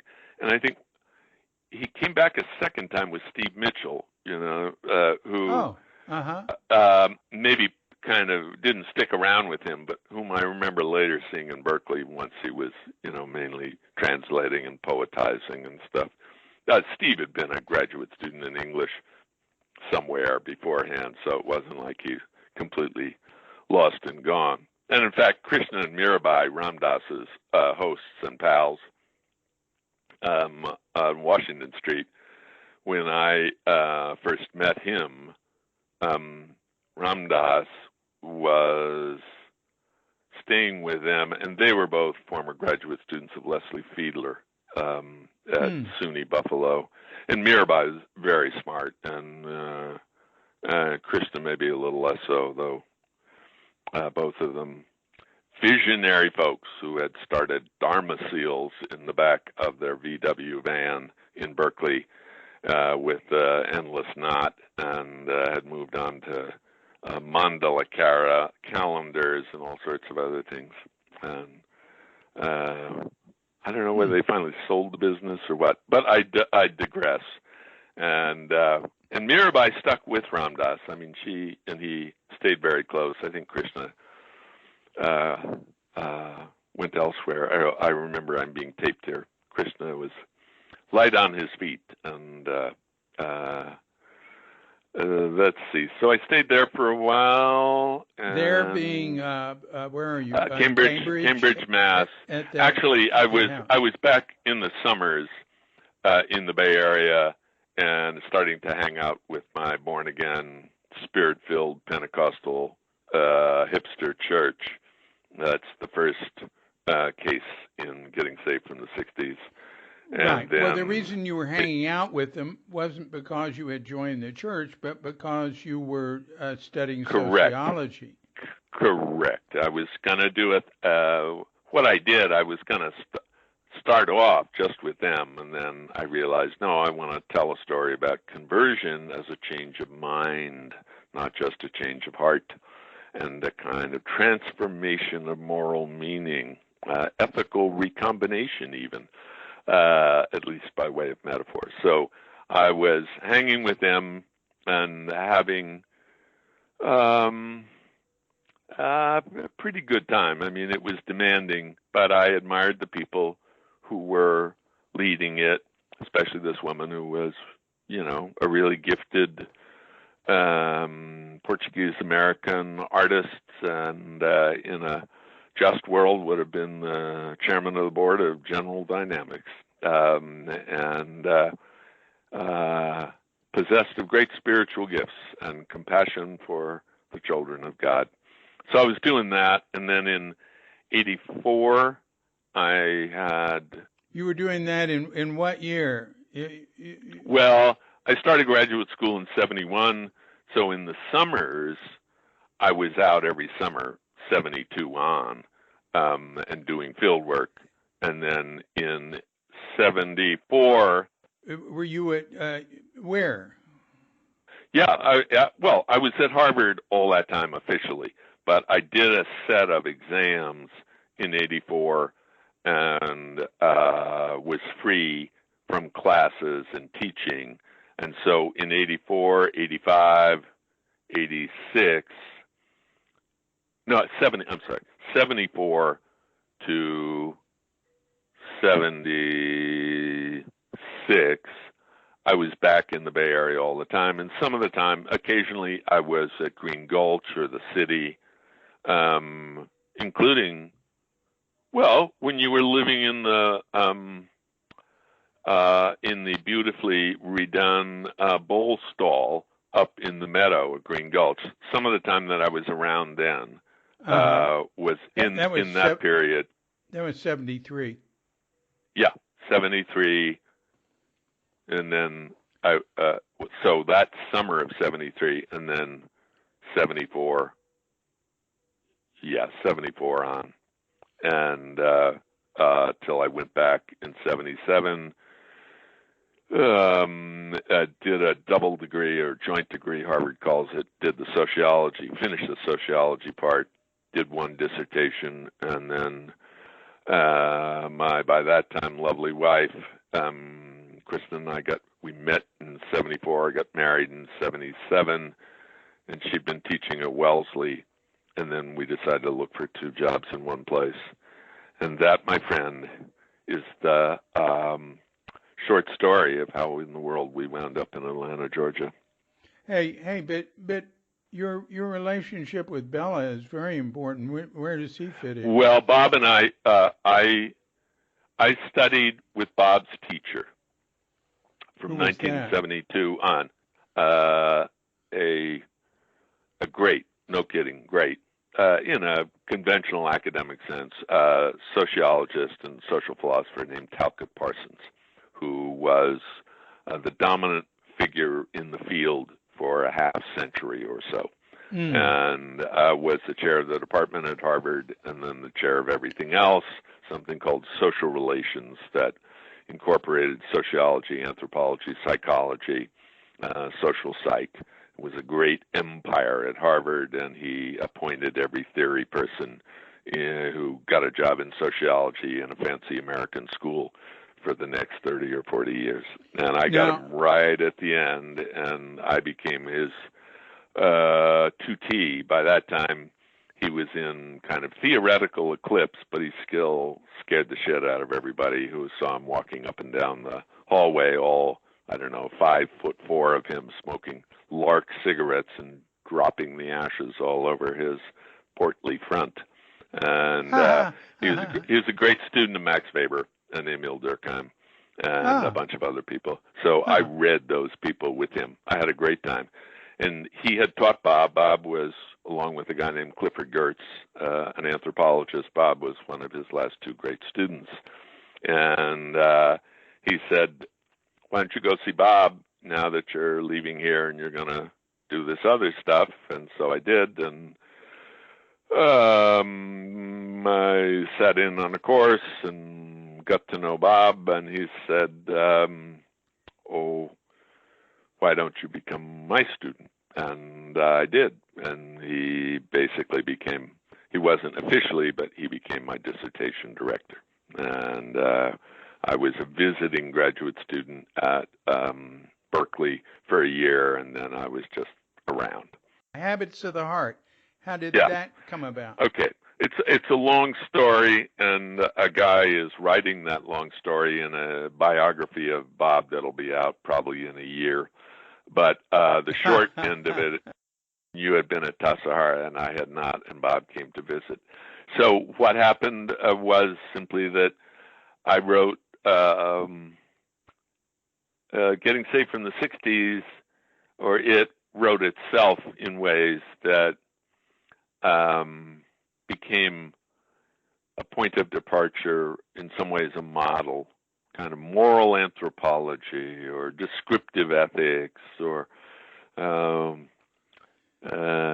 moral and social inquiry into what must we do to be saved, or get by day, and kind of sociology of morality in the jargon of the field.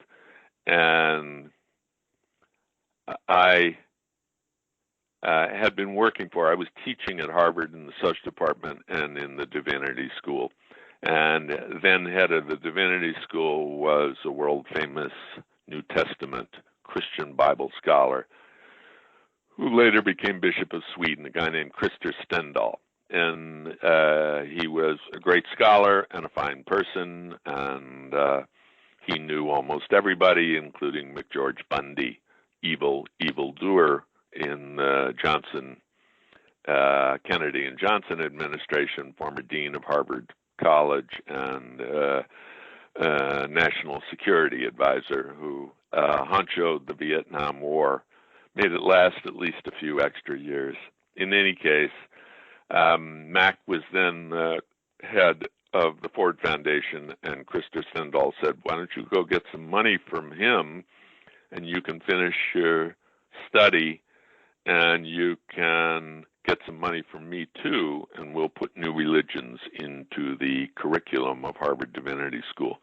So I taught a course or two for Krister with Ford money, and I got it from Mac through a guy named Dick Sharp, who later went on and became the right-hand HEW secretary under Carter to Joe Califano.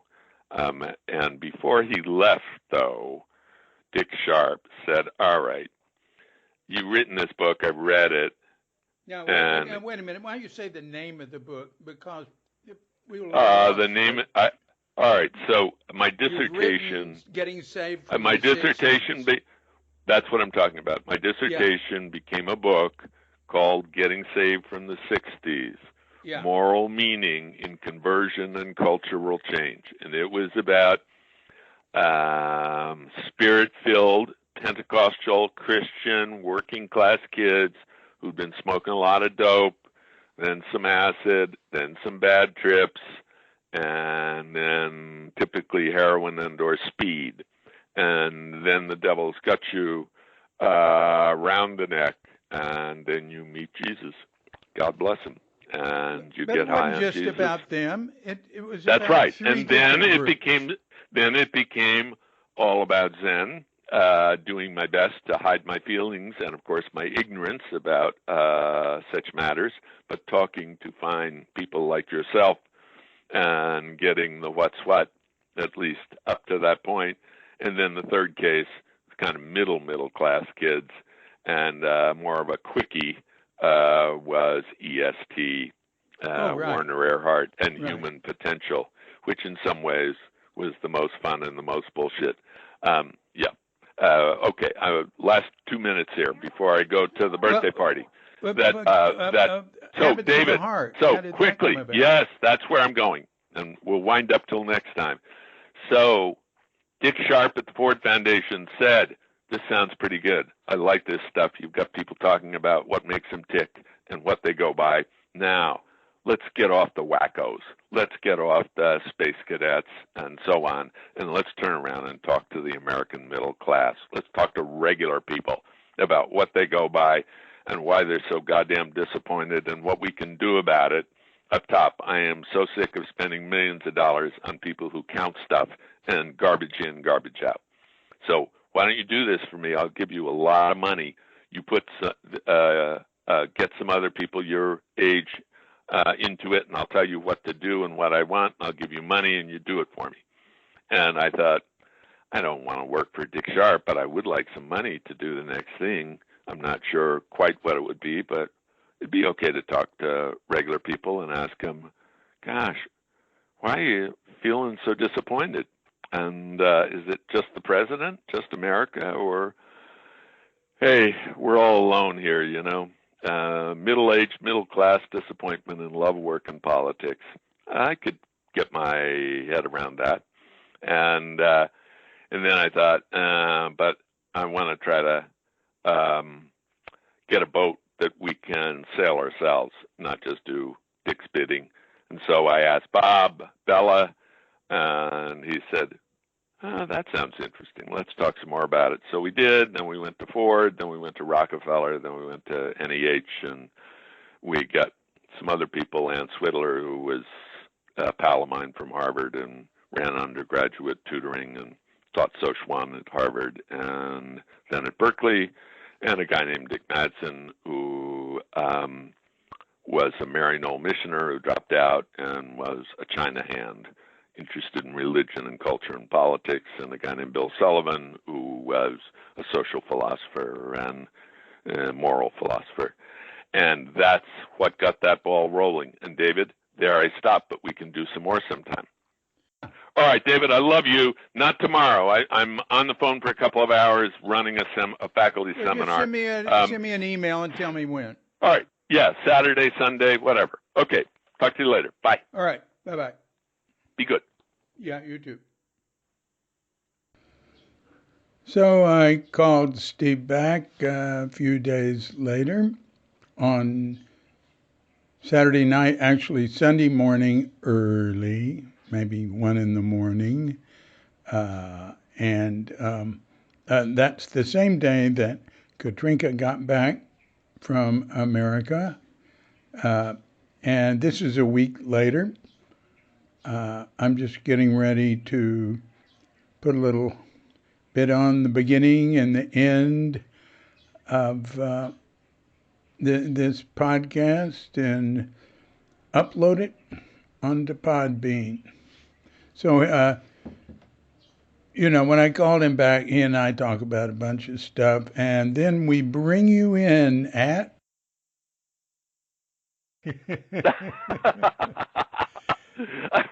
I won't tell you how old I was when I stopped being a graduate student, or at least started making a little money. But I was in my 30s. Yeah. Really? This is not a spiritual conversation. However, it is, a conversation about inside and outside, which is partly the story in this society, and bohemian and bourgeois. And unless you're a trust fund baby, about which you know a little but not nearly enough, it's hard to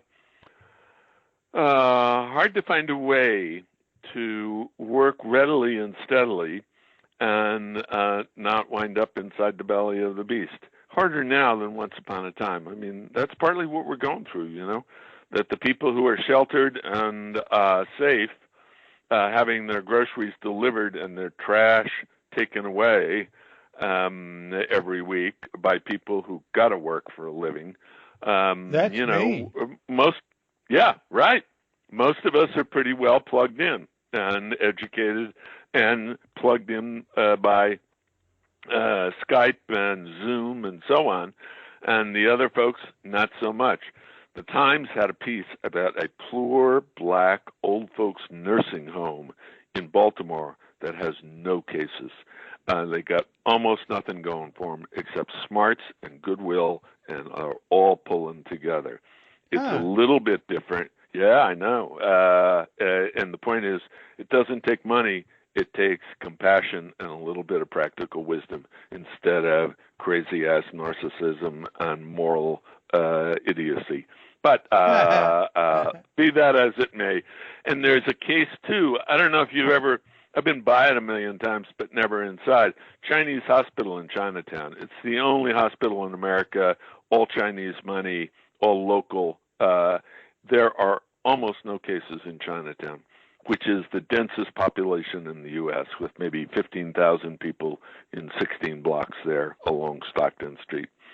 So, we have no excuse here. No excuse. Let's go back. When we left you last time, you'd gone to the East Coast, and you were sitting at the Cambridge Buddhist Association with Elsie and that, and then you moved into a house with some Kaplo students, and that seemed to work out all right. Yeah, actually, it worked out. I was a kind of, graduate student, Protestant priesthood of all believers. Nobody was really in charge, certainly not by themselves.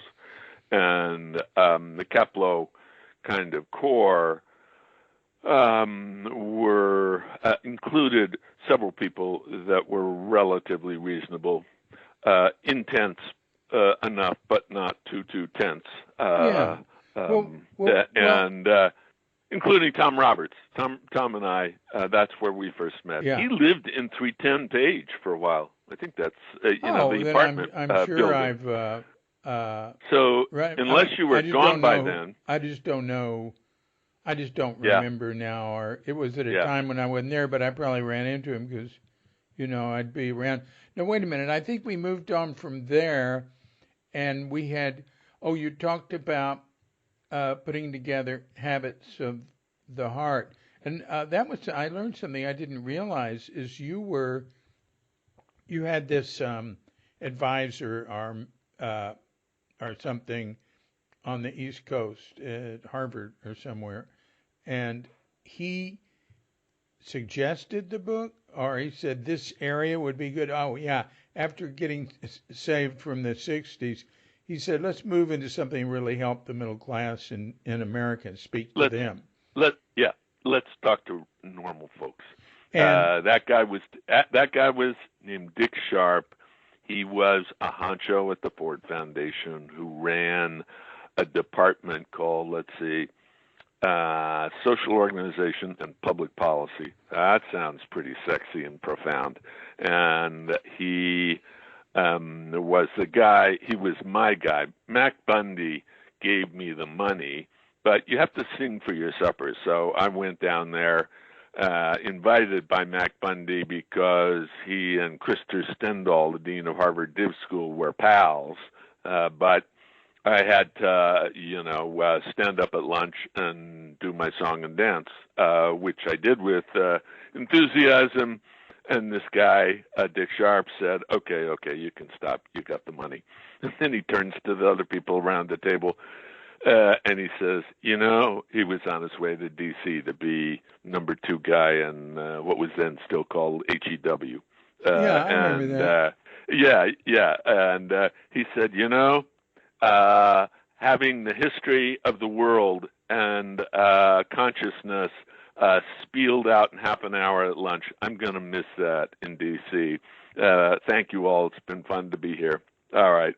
So I got a grant from them to finish getting saved from the 60s and also to teach a couple of courses at Harvard Div School on new religious consciousness and social movements, alternative religious movements, kind of Unitarians, Congregationalists of the world, wake up, unite, stop the kids running out into the streets and off to the mountains. You can do as well as better if only you try. Well, that turned out not to be the case exactly, but a little bit. That's partly what I'm writing about now. All right, so we're in this house. There are about a dozen of us. It's actually a kind of, co-residential, but everybody's working. Most of the people are Harvard graduate students, a few at other schools, but there's some other people in there too that hear about us and come. One guy I really loved. He was a working class hero, but he worked on Ferraris and Maseratis. And he said, I really like it here. It's just costing me a lot of money. I'm making $50 an hour. I said, you are making more money than any of us, maybe than any of us will make. But it was mostly this core of people. Are you talking about the house with on Roseland Street? Well, yeah. I don't know the address, but okay. The house with the Capello students? Yes, yeah. I am. Yeah. And so finally, I don't know, the last year that I was there, what it would have been 74, I guess, in the winter or the spring, Capello comes to visit and tighten the joint up.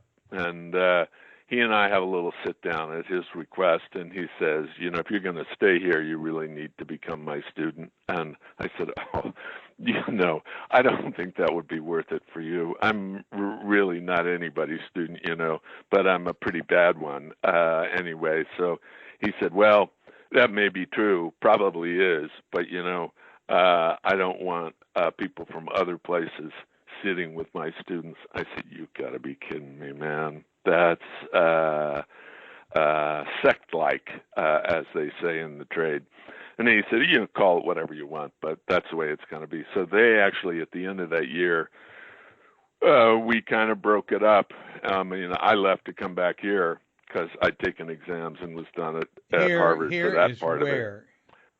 of it. California. And so that's when I was, I was working. Hey, I'm going to say something about Capello. Yeah. I've heard worse things about him and his group than other groups. But they don't have anything to do with sex. So they didn't have any traction. They didn't have any traction. But the extremes that they were, that's what they were, like a cult. And they got into they were pretty violent with each other at times, like in ceremonies. Oh, and there'd be a lot of screaming and yelling. And there was a guy who spoke to them and had written a book I don't know if he was a Westerner or a Tibetan or something. Probably a Westerner.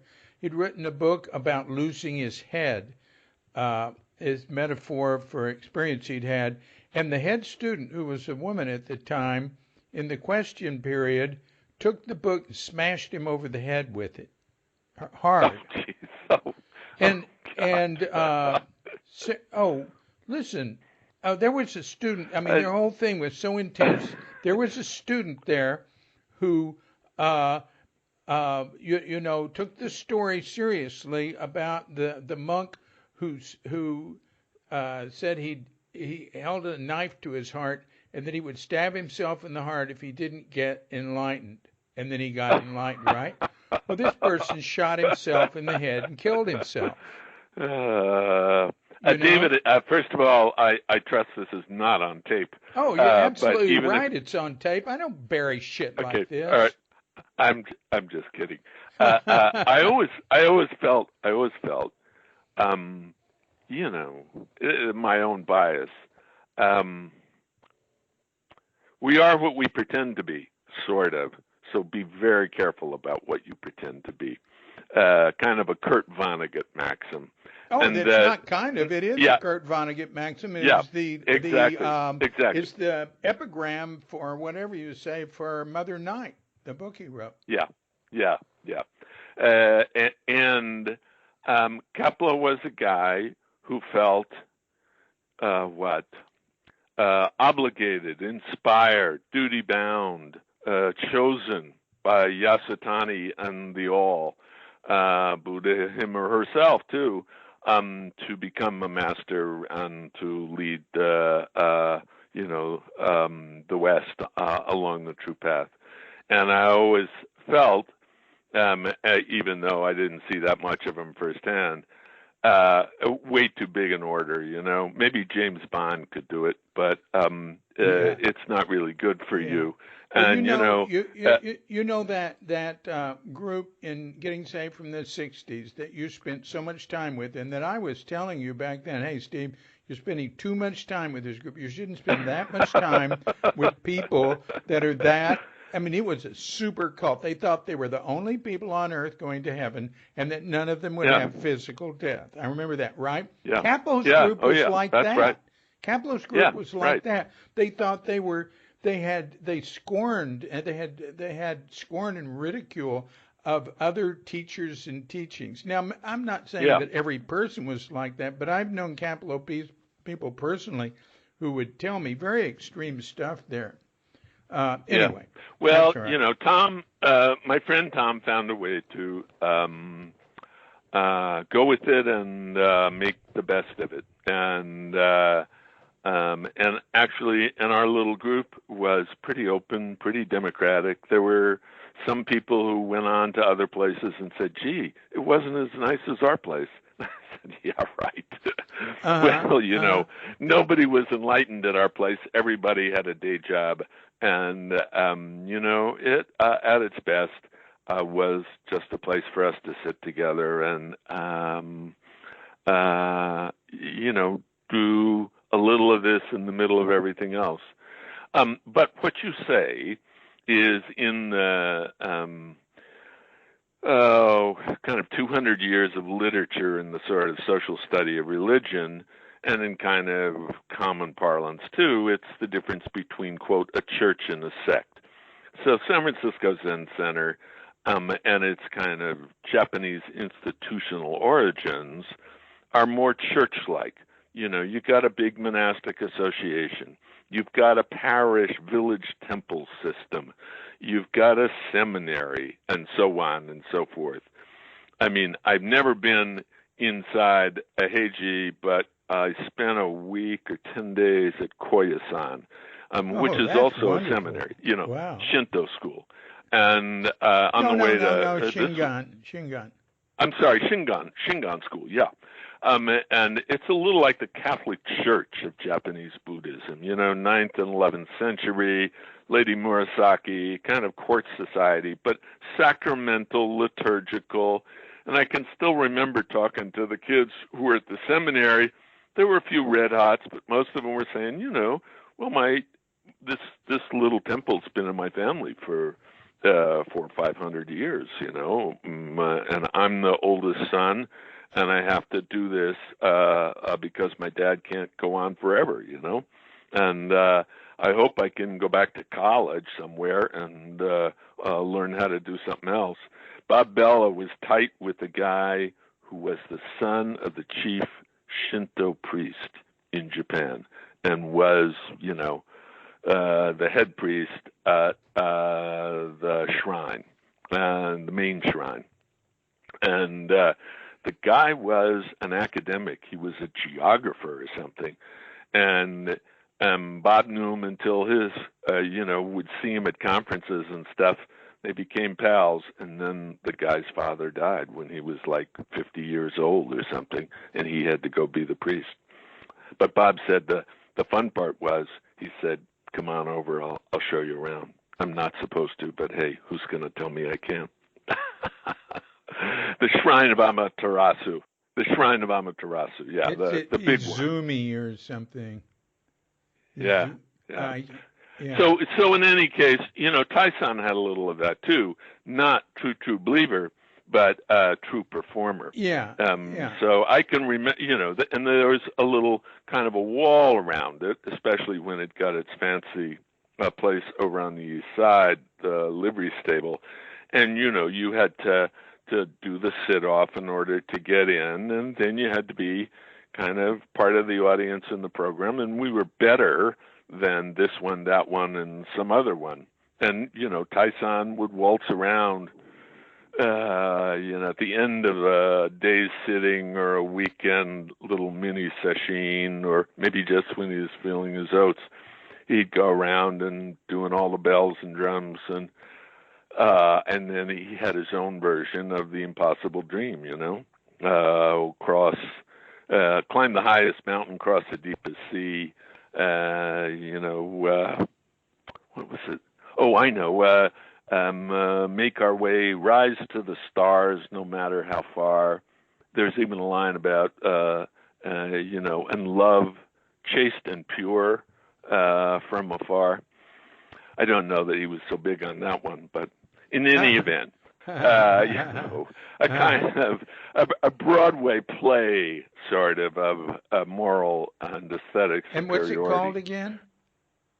Well, that is a kind of famous back in the day, 70s, I think, Broadway. It's a song from a Broadway play, Man of La Mancha.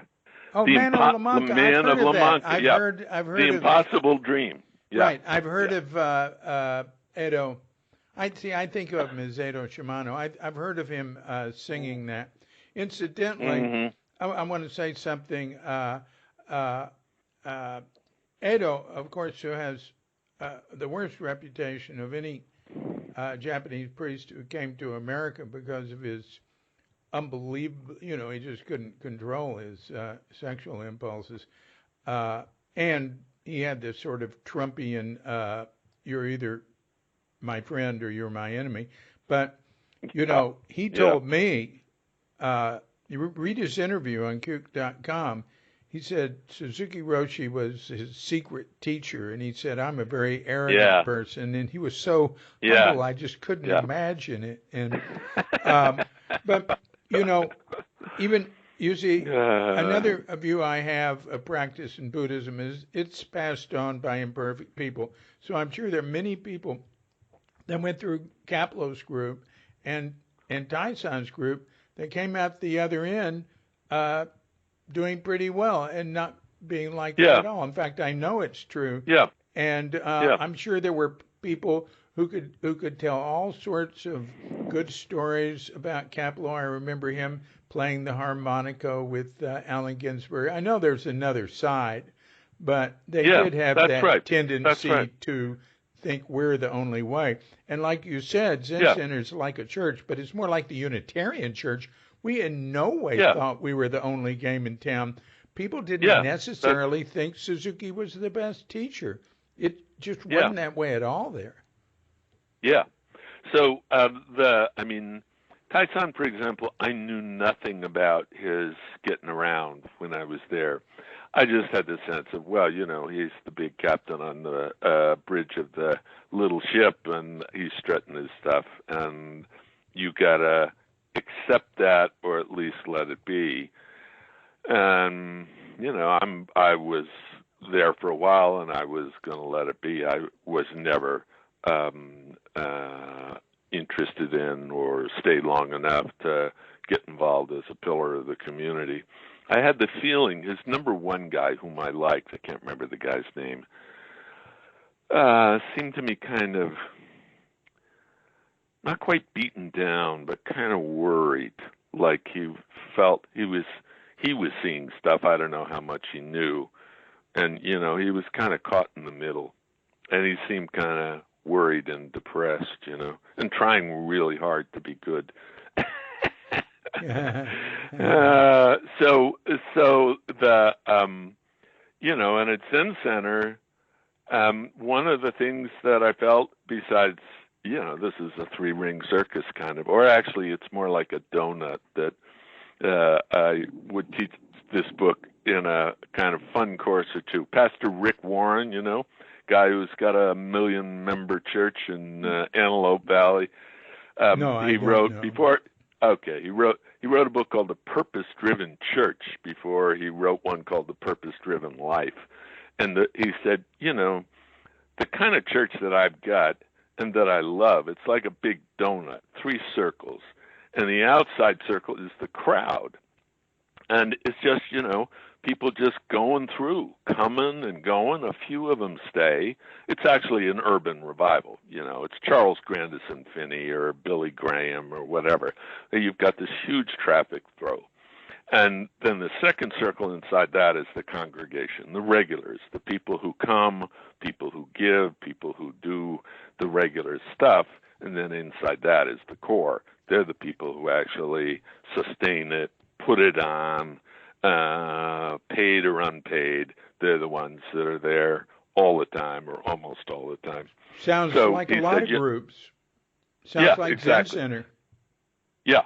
And he said, so the problem is to not let the crowd screw up the congregation or overwork the core, and not to let the congregation, or particularly the core, screw the crowd. That is the usual. For example, a little is okay. Yeah, a little's okay, but too much is not okay. Of hey, there's a good-looking one in the crowd or a rich one. Let's go get him or her, at least for the evening, and it'll be part of the experience they ride home about, yeah, or not. Yeah. So kind of the church and the sect. That's part of it. And churches, when they work well, have a lot of freedom of movement and some choice.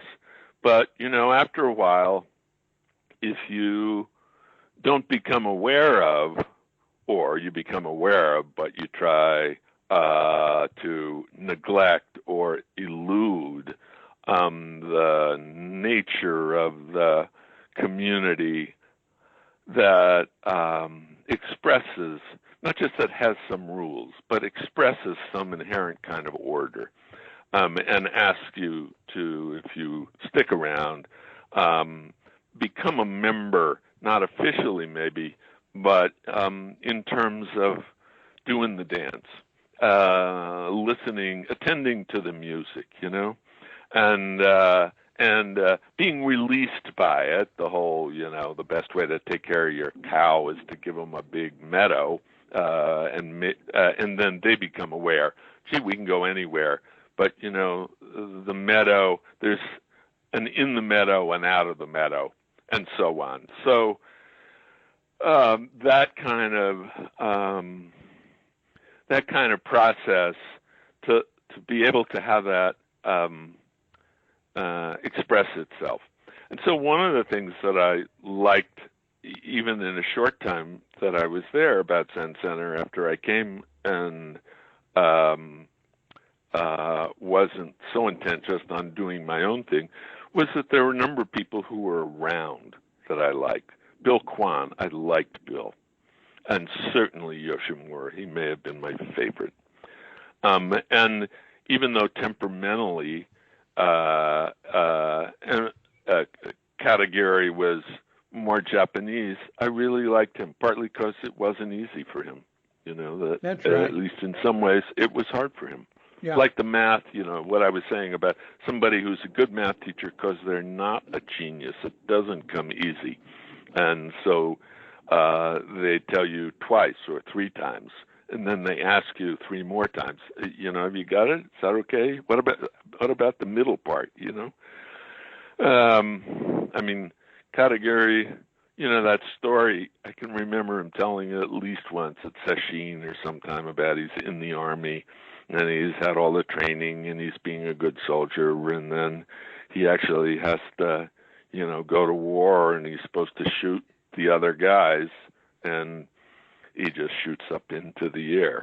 Yeah, he said a number of guys did that. In fact, that was a problem with soldiers in general, and the United States military studied that and developed techniques to eliminate that, so that people wouldn't, so that soldiers in the military wouldn't have any compunction against killing people. So they created a lot of more dedicated killing machines, and well, I mean it. Yeah. So and yeah, then no, they no, create, David, then they you're have right. this extremely high suicide rate because they just screw people up so bad. And also they get into all these atrocities and everything, and it's terrible. There's a book called The Warriors, 3 volumes, a guy named Glenn Gray. It's a World War II statistical study. And one of the things they did showed, I think, 44% of infantry non-coms were, not willing to actually shoot at the enemy. So pretty high. That's pretty encouraging. Human beings, most of them, don't want to kill people, and they certainly don't want people to kill them. And there are a few crazies. Right. They're the ones up front who are either get dead or get medals. And, I had a 5th grade teacher who said, and this wasn't that long after the Korean War, who gave a little talk about, for a little bit, for a few minutes about, heroes. You know what heroes are in the war? They're guys, frankly, the other guys don't have any sense. They're just run into danger and kill people or be killed. She didn't. Yeah, it was great. I don't remember quite. I'd have to think a while to how she said it. Hey, I'd like to move into Habits of the Heart again. That book. I mean, you talked about it some. Okay. But one thing I want to make clear is as far as I can see with my limited knowledge of this, that is the best known and best selling sociology book of all time. Is that right? It's up there. It hasn't sold as many copies as Mind Beginner's Mind. So, David, a deep bow to you and all of others Suzuki Roshi students whose book it really is. I know, funny, but true enough. It sold a lot of copies. I don't know if it's cracked 1 million, but it's most of 1 million, and partly because it's straightforward. It's in so many languages. I wrote the afterword for the 40th anniversary issue, and redid it for the 50th anniversary issue that just came out. So you want to get the best copy of Zen Mind Beginner's Mind, you get the 50th anniversary. David, issue. I think you actually sent me a copy of it because I gave you or fiddled some quote, maybe for the 40th. In any case, you got the 40th. Well, I quoted you for the 40th, but the 50th just came out. They didn't even pay me for it. Okay. It represented a lot of work. I'll 10 get it tomorrow. years of unique knowledge. Yeah, it's pro Yeah. bono work. That's what I call writing pro bono. Well, Being a Buddhist writer is pro bono. for sure. So Habits of the Heart isn't nearly as upbeat or as profound, of course. I mean, it's partly, but it is a small story of disappointment and hope. Disappointment in love, work, and politics for middle-aged, middle-class Americans, kind of halfway through Ronnie Reagan. The book came out in 1985, although we started it in 79. And it's a story that insofar as it's not just about human nature and about culture is a kind of conversation about how should we live, not exactly what must we do to be saved, but how should we live together, and how should we find out about that? What kind of practice or what kind of thinking and talking together should we do? What kind of studying should we do to find out about that? It's partly a kind of story of the end of the golden 25 years after World War II. We won the war, global democracy, freedom and liberty for all, and money, too. The American middle class doubles in real household income, in real size in those 25 years. And even if you're black and poor and up the hill and holler, you're in line too. We're going to get to you. Things are a little better. They're going to get a lot better for your kids and their kids. And everybody will have make it 3 cars in every garage and an RV and a boat and a little place up at the lake. You're moving up into the years there. When you were talking there, I could see like where I grew up in the 50s, and leaving in the early 60s, I left Texas. It was just people could have houses. Yeah, yeah. A plumber could have a house. And poor people could have houses. Your dad helped them. That's right. Not the poorest poor, but it was. There was so much better a distribution of wealth back then. There were tremendous social problems. We don't want to return to it. So keep going. So exactly that. And then what happens? For people born about when we were at the front end of the baby boom, it's almost like a surprise. Why not have a good time, get high, get enlightened, make the revolution, make pottery, play the guitar, all that stuff. And if you get tired of it or run out of money or, God forbid, bored, you can go and work for the phone company. You can make a living, buy a house, and enjoy your backyard barbecue and the lake on the weekend. And then what happens? Well, starting in 1972, high school educated hourly wage workers start making less money per hour than more, and then it gradually walks its way up. Stagflation, the Great Society gives way to Ronnie Reagan and government's bad, and let the free market take care of everything, and devil take the hindmost.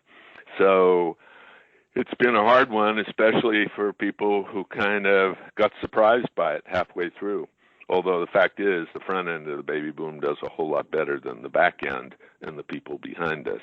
The people right now, we're like 35, 45, they're the ones that are most uptight. A lot of them in polls think, shit, there won't be any Social Security by the time I'm old, and maybe no Medicare, no this and no that. So in 85, that's just kind of coming on, and the book is about, if you're an American, of course you feel like you're on your own down here, like Texas, maybe not altogether, but don't blame God, don't blame the government, get off your ass and hustle, and don't worry too much about the next guy. You got to take care of yourself first, and the next guy's got to take care of himself too, or herself, not so much women. And the reason is not just selfishness or, self-interest. It's if you don't take care of yourself, you can't take care of your kids. You can't take care of your family. Charity begins at home. So we've been doing this for about 40 years now, and it's worked out pretty well for about mostly the top 1%, but top 2 or 3 or 4%. Most, right. Most fancy college professors, I'm in the top 2 or 3%. Don't quote me on that in terms of income. Now, you go over the falls to get into the top 1%. The bottom of it's about you're making, depends how it's calculated, $400,000 to $600,000 a year. You get to halfway up into it, and you're $2.5 million. And the average is the money doesn't count on income because you're hiding your income. You want to be at zero and have the rest in capital gains or something else that you can pay half the taxes or no taxes at all. Look at our president. He's a fine example. Just like he himself says, you'd be stupid to pay taxes if you can get out of it. No, that's right. All right. That's right. Yeah. You can't blame people for that. Now, another thing that I don't like to hear politicians saying is starting to accuse people of greed. That is stupid. You can't tell people they can't be greedy. You have to have laws and regulations and things. Yeah. So whatever you allow, is allowed, whatever there isn't a regulation or a rule against, people will do it. They'll go out and take children and grind them up and put them and sell them as dog food if they can.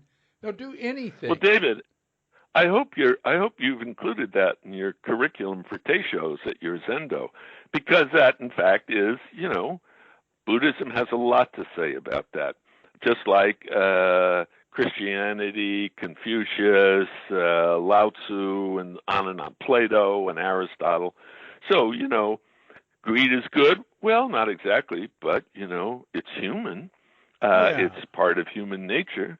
And at least a part of the modern world puts a peculiar spin on it. Not so much greed is good, but God created free markets, and the invisible hand of markets comes out of the sleeve of divine providence. And the way to save your soul is work your ass off and let wealth and godliness go hand in hand on the road to heaven.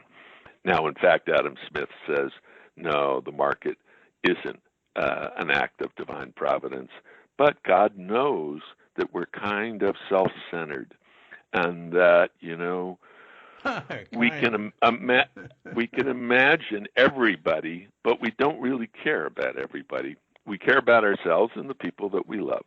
And so, and we're kind of lazy too, Adam Smith says. We'd sit around on our ass, Max Weber says, nothing wrong with that. That's most of human civilization. There are few go-getters who go out, crack heads, grab stuff, and run things. Prophets and chieftains and great warriors, he called them berserkers, they all come out of this tiny little bit of the top of the population. Everybody else, they do just enough to get by. And if they're lucky, they got a palm tree or two and a hammock to put between it, and they can play the ukulele and make it with their main squeeze before they go back to work. And if you offer more to a German peasant, especially a Catholic as opposed to a Protestant one, to do more work to make more money, they won't take it. They'll do just enough work to get by. If it's a good Protestant, they will take it, and they'll work and work and work. They'll live to work instead of work to live. There I stop. Protestant ethic and the spirit of capitalism. In any case, so, a story about work and love and politics, and why are things harder now than they were before, and maybe less fair, and maybe more fearful. Franklin Roosevelt gave this great campaign stump speech in 1944 about an economic Bill of Rights. It's not just about money. It's freedom from want and freedom from fear, And he said, we've fought hard and we've worked hard, and we should all share that. And don't tell me that government has no role in that, because rich people, they've been appealing to government to protect their property rights and their bank accounts and so on. So, all we want to do is spread it out a little and let people who who have to work for a living enjoy the fruits of their labor. Just like in the Bible, that they'll build houses and live in them and they won't get evicted, and they'll plant vineyards and enjoy the fruit of the vine. All that stuff. I think I sent you that thing, Jobs for All. We're ringing those bells in there. And Habits of the Heart does a little of that too. Let's not have a political argument. Let's talk about loving God and loving neighbor. Loving the whole of creation and sharing. There's enough good work to do. There's enough good stuff to be able to put food on your table, if not 3 chickens in every pot, and an RV to boot, and a roof over your head, and have a day of rest or two, take care of your kids, and hope for a better life in this world and the next. Amen. Say amen, brothers and sisters. So, and Suzuki Roshi was pretty good at that stuff too, without belaboring it, and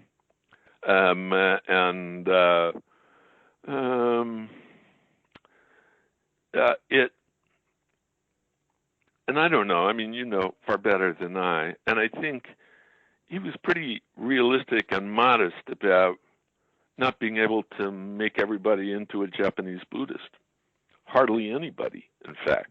Yeah. That this would become, this would become what it was already becoming, something unto itself. With, enough love and guidance, teaching by example, just not to kind of roll over and flip and, hey, my God, we started off something different. De-automatization, Art Dykman, or dishabituation, less conditioned knowing. And we wound up being Methodists. Would you please pass the covered dish broccoli? I really love some of that casserole. We're fellowshipping, which is a darn good thing. Let me ask you something. What do you think? The way I tend to look at things now is that the human, I was long ago into fact that the human race is trying to commit suicide with nuclear weapons, and then I became more knowledgeable of other things that were happening, like climate change, and also through having a former Apollo 9 astronaut as a father-in-law, the fact that we weren't protecting ourselves using technology we already, within our grasp to fully scan the skies and know if there's a killer asteroid headed our way. Couldn't get the world, a few $billion is all that was needed. Couldn't get the world, little by little. That's been happening more. But then, climate change became more and more apparent, and looks to me like we're goners. So how do you? David, I'm the least apocalyptic or premillennial in Christian jargon, kid on the block, as far as I know. And this is a hard one because not with a bang but a whimper. Well, this is the way the world ends. Not necessarily, but what is likely, barring asteroids or an act of the cosmos, of the divine, which is, 1,000,000 quadrillion times bigger and more manifold than we have any sight or sound as evidence, that, in fact, if there's anything wrong with us, it's almost everything wrong with the way we live. We're really good folks, particularly here in America, because our hearts are kind and our hands are out to help the deserving. Even all that stuff I said about you better work your butt off and not blame God and not blame, well, you can blame the government and not blame big business and so on. For all of that, Americans are kind-hearted people, and they want to help each other and live together in harmony with a white picket fence that goes down Main Street and nice, clear side fences too. Good walls make good neighbors. For all that, if there's anything that spells our doom, it's not going to be some little mistake. It's going to be right out there in front of you. In fact, we're getting into it and out of it 6 times a day. And frankly, I'd like a nice, big, safe car, and I like to have a little pickup and get-go too, you know? And especially living down here in the South, even when I'm not sheltered in place, I hate hot, humid weather. So I'm running my air conditioner 24/7 and so on and so forth. So yes, in the blink of an eye, you know, when you open out the window and look at that little chart, and there's the Industrial Revolution, and lo and behold, it only took us, 250 years to mess the joint up. Moreover, we could still do it, maybe. Who knows exactly? Maybe when you say do it, do what? Reverse the global warming dimming code. And you know, undo it. But the fact is, all these sunk costs, we got so much money and a way of life involved in it. So maybe, you know, eventually almost everybody right now in the industrialized world, most of the citizens think, God, we better do something about this, you know. If you're living in Gulf Coast or Atlantic Coast or even down in Pacifica near the beach, it's flooding all the time now. King tides in San Francisco Bay. New York City, you got 10 feet of water down at south of Houston Street. So the kind of the data is there. Well, the usual thing is, so why aren't we doing it? Well, lack of political will. Yeah, but we'd actually have to change the way we live. And, you know, in a small way, that's what monasteries are about, or Zen centers, or even a good, morally superior Christian church. We're asking you to change the way you live, not just talk a good game. Yeah, but you know, the time there's the time it would take for that sort of thing to take effect, that it takes effect over, you know, over hundreds of years or something. Well, that's right. I think the only thing that would work now is like a global military takeover of the world and just shutting things down. People aren't going to do it. In democracy, they'll vote people out of office that want to change their lifestyle. Damn right. The other thing is that it's clear when it comes to the planet, nation states don't work very well. Because if you take them as kind of individuals and then nations made up of individual citizens, it's always, excuse me, you go first. So if you're an American, hey, Chinese, that's a quarter of the world's population. They're pumping out more crap than anybody else. They look at us and they say, yeah, you and the Brits in Western Europe had a 300-year head start. You go first. So you need one world government that can actually do stuff, not just say stuff like the United Nations. And it needs some military teeth too. So your metaphor has some real truth to it. And it's not clear that if each nation state keeps doing its own accounting, we'll ever come close. And it's also not clear, likewise, I think we're on a pretty fast trajectory toward disaster, so that the oceans rising are not going to be a factor. It's going to be heat. I think will be. Will sure. be it. No, I mean, where I live, and incidentally, I haven't turned on air conditioning in the last 4 months, but it's pretty cool in the house right now.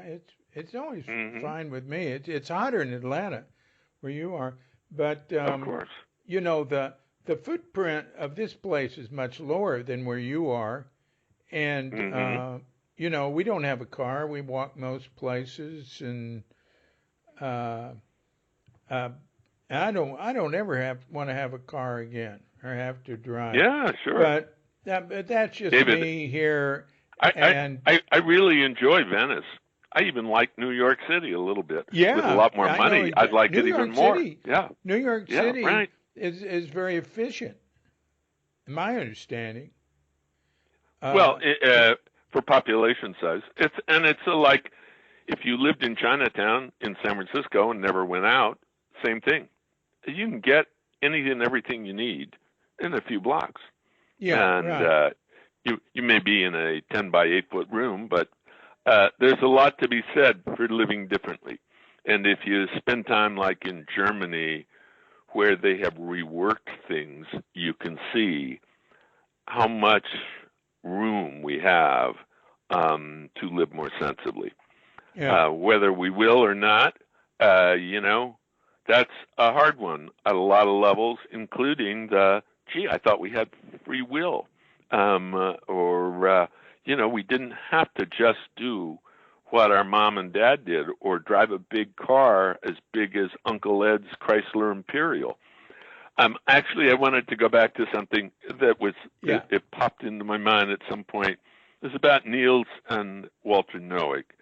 Niels saying, Suzuki Roshi, he didn't just say this, but he said it sometimes more than once. Suzuki Roshi never really taught me much. I really didn't know what was going on with him. And, if I learned anything around Zen Center in San Francisco was the community, right. including the things that he didn't much want to learn. Well, and I think he probably told you, you've got it written down, but one of the things that happened when Niels first arrived in Maine was Niels's MO that he kind of sort of took over, or at least he made a big splash, that he worked harder and smarter than almost anybody else and longer and tirelessly, and he sat up straight and intent in the Zendo, and then he's making his way around the student community and making waves there too. So within a few days, he says, so Walter says, why don't you come over after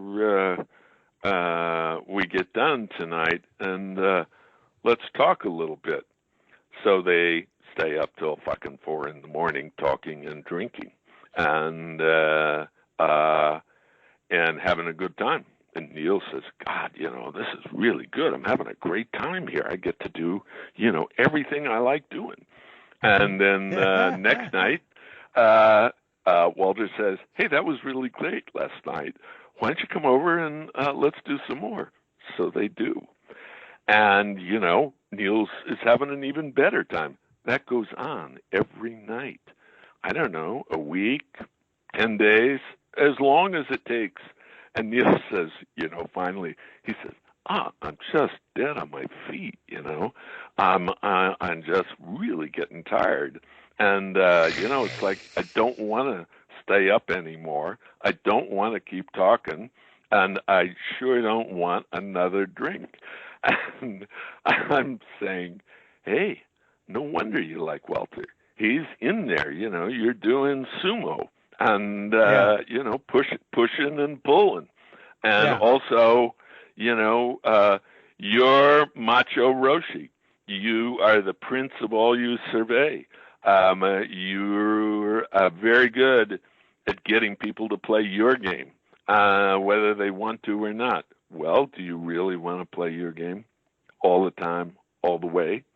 And, there's some other stuff in there with Walter, but there's enough of it that's actually about Niels. And Niels was saying, he was teaching me. He was, teaching me. And I mean, I remember I talked to Niels on the phone maybe a day and a half, 2 days before he died, something like that. Mm-hmm. And he said, Walter called me yesterday. And really? yeah, and I didn't think know that. And it was like I was talking to him on a Tuesday or Wednesday, and he died a couple of days, day and a half after, and he said, something like, and Walter said he loved me, that I was I was a good guy. something like that. And I said, right. "Oh, Neil, shucks, you're going to bring tears to my eyes." Oh, I was talking to Niels right up until the end, too. We talked a lot. I have a tremendous amount from him on Cuke.com.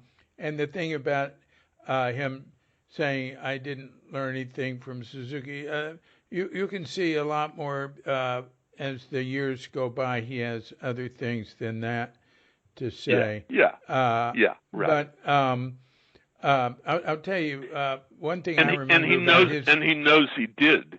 It's just that kind of wanting to wrestle and wanting to kind of make it passionate, make it dramatic, make it me against you, and that actually the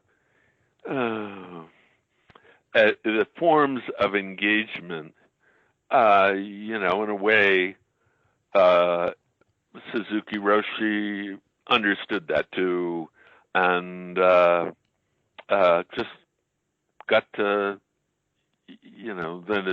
not exactly the next step, but that gave Niels lots of room to do this and that bullshit, but also to be, for Niels, certainly, to be affectionate and caring and responsible, even if he wasn't much that way all the time, or some of the other time. I want to tell you a little bit that Niels told me about Walter. Walter, my impression from Walter is, well, for one thing, he was very good for a lot of people because he made them take responsibility for themselves. I can think specifically of a couple of people that have been around Zen Center and that weren't developing their own strength, and they went to Walter's, and they had to support themselves. They had to figure out what to do. Krupa's group did that too. But he was a little abusive at times. He would open people's mail in a group meeting and mock them and read their private letters to everybody. That's not okay. That's not okay. I called him a dig a ditch, fill it in teacher. He'd get them to do things that were nonsensical. So he was, a little bit on a trip there with that. Niels said he got a San Francisco wind bell and read it mockingly. Just making fun of it is coming out. I don't blame him for. I can understand that. But the thing, my main memory is that. All right, so Niels was really feeling his oats there, and he built a barn.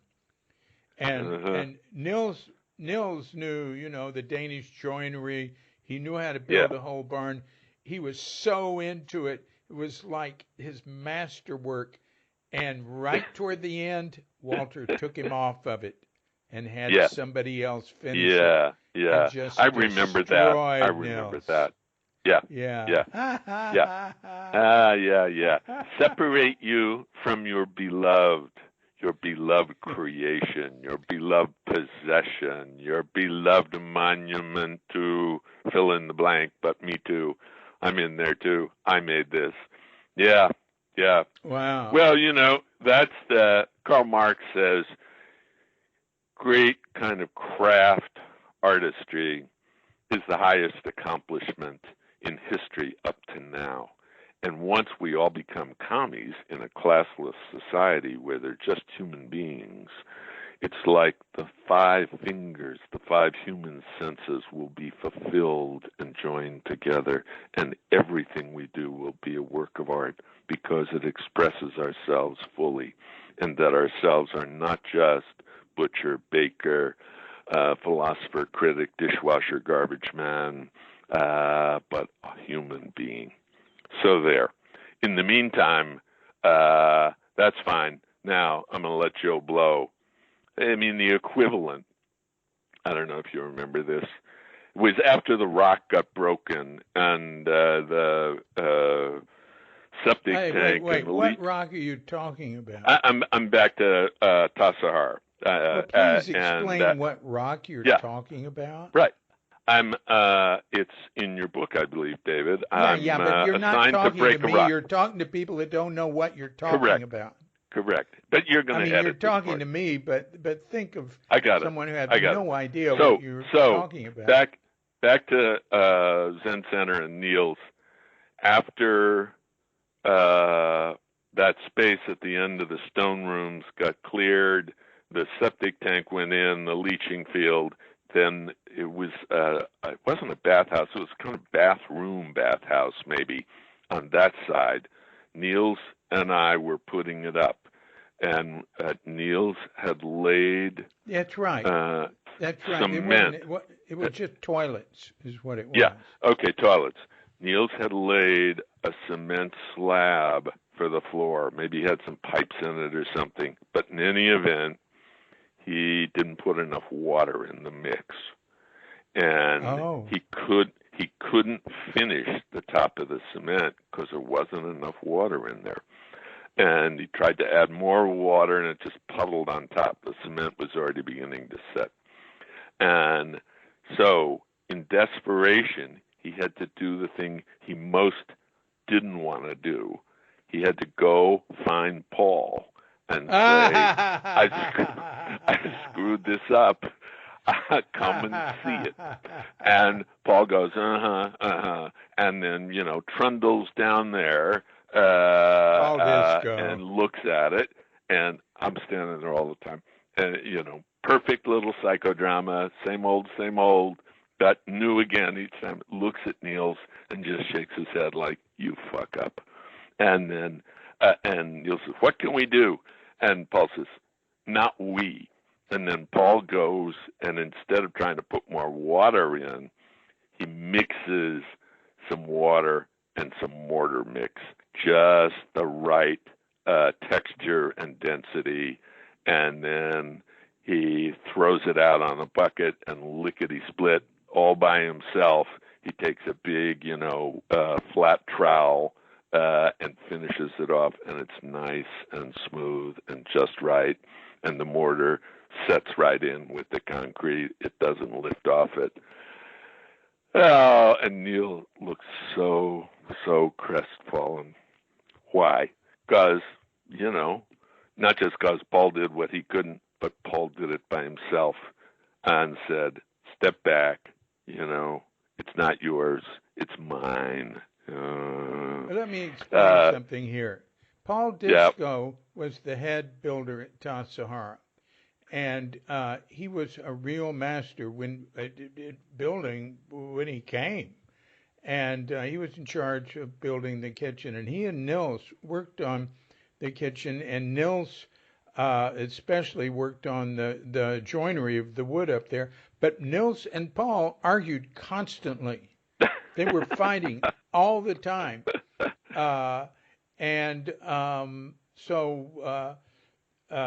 what you're describing there, I didn't know that story, is where Paul really gets him. Incidentally, Paul got hold of Nils when he was dying.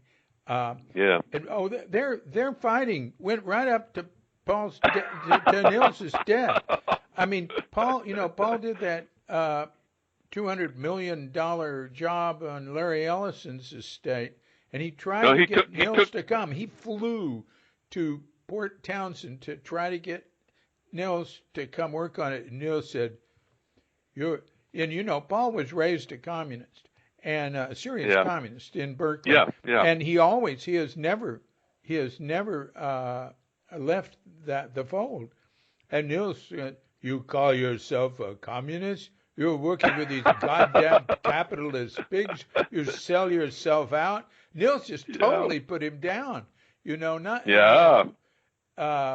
Niels was the most frugal. He built a home in Port Townsend for like $10,000 that was featured in like a Yeah. interior and exterior design Yeah. building. Yeah. But Hippie I mean, architectural digest, for hippies. Well, that's right. I mean, and Niels had this deep feeling and a kind of artistic power of expression in the work, a lot of the work that he did, at least, building something of his own from the ground up.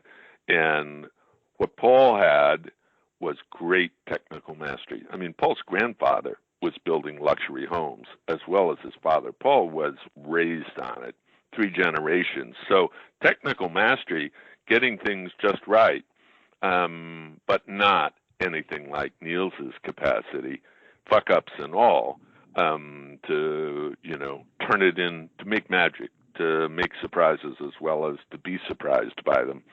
So yeah, Niels told me when, of course, he had his mountainside, that he and I could build a house, and he'd give me the land, and all I had to do was live there next door, and that it would come in at well under $50,000. I told Kristen, and she said, "All that sounds fine except the next door part. You think I'm crazy enough to move in next door?" I said, "Oh, it'd be fun." And she said, "Yeah, for you." yeah, she Of wasn't course, part of our trip. So that kind of what's yours and what's not. I mean, the best part is expressing yourself fully without needing to be a Marxist, let alone an American communist. Express yourself fully within a community where you can share it all, and where there's both a seemly division of labor and there is full reciprocity. So, I forget who told me this. Maybe I even read it, that you may be the best cook in the monastery, certainly, but you shouldn't be the cook all the time, or the best carpenter, but you shouldn't be the head carpenter all the time. And that's a hard one. That's That's right. That's right. And it's a hard one, if you are really a good carpenter, or if you're really a good cook, especially if it becomes part of the business. You spin off the restaurant, or you spin off the retreat center, and you want a really spiffy octagon house because Joe Blow paid for it, and the pilgrims will pay more than living in a place that doesn't look so hot or work so well.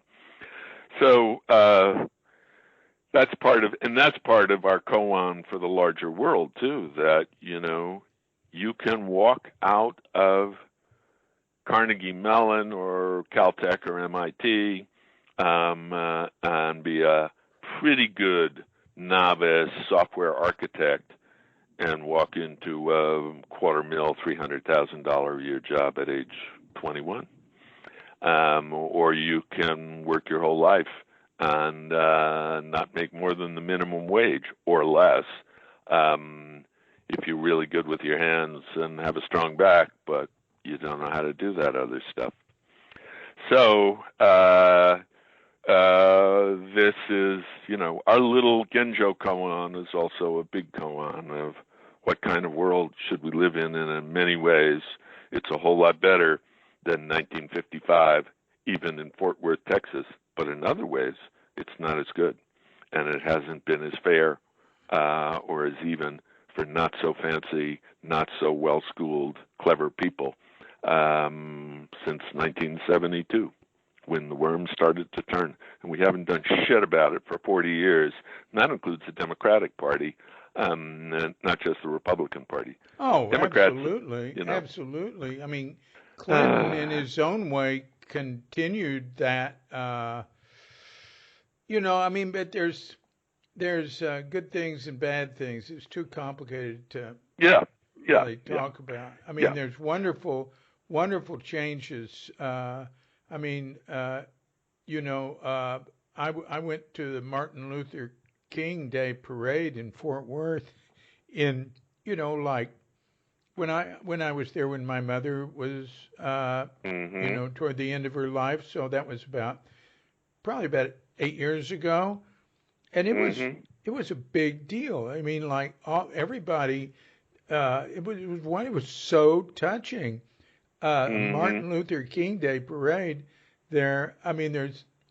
I was just so touched because, I mean, Fort Worth wasn't brutally racist like the Deep South, but it was heavily segregated, Hmm.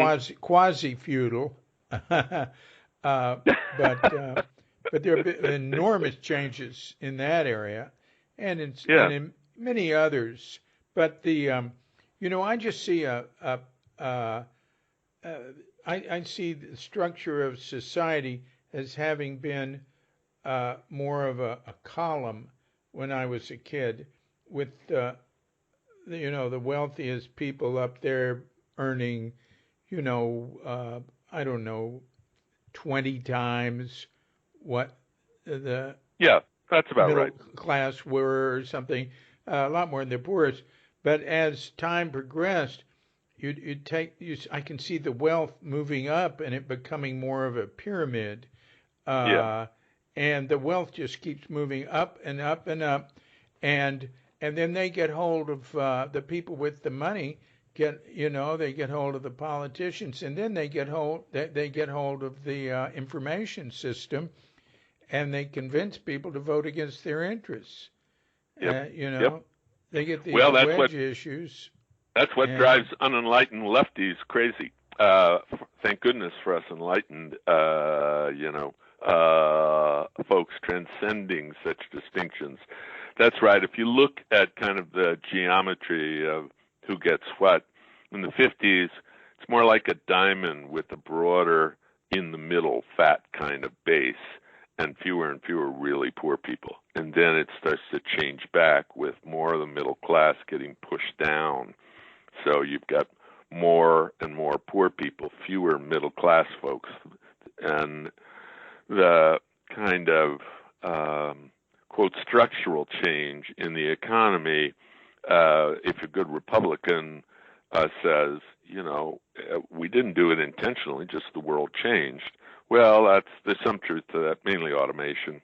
We make twice as much stuff as we did in 1980 with 1/3 fewer Yang. manufacturing laborers. Listen to And Yang. Yeah. yeah, and then globalization. That's about 1 out of 8, 1 out of 7 jobs went over to China and India and so on. Mainly because big American industrial and financial powers said, we got to exploit that cheap labor. Let's not worry about it till later. And in the meantime, we'll make a ton of money on globalized economic stuff, especially plastic and socks and so on. 80% of the world's socks are made in one big, huge constellation of factories in China. So, a lot of this is policy. We deunionized it. We stopped the minimum wage. Also, we stopped investing in key things that were labor intensive and took some smarts here in the U.S., including just writing computer code that, yes, great architectural software people are geniuses from all over the world, and let's get them from China and India and so on. But hundreds of thousands of jobs down below, you can train people for that. And you can walk out of an 8-month course into a job that pays $150,000 if you set it up right. So we get to choose. Maybe even we still get to choose on trashing the planet or not, and let's see if we can do it. If things typically get bad enough, then human beings will try to do better. In the meantime, I'm really sorry. Here, let me write you a little check for that. Yeah.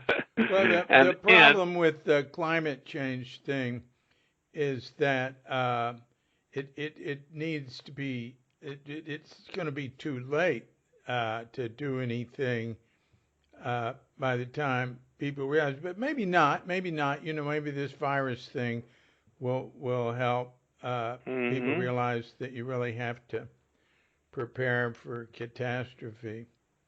And you can't just worry about yourself, because even if you don't believe in interdependent causation, whatever the hell that means, we're interconnected. Every time somebody brings groceries once a week, I'm very grateful.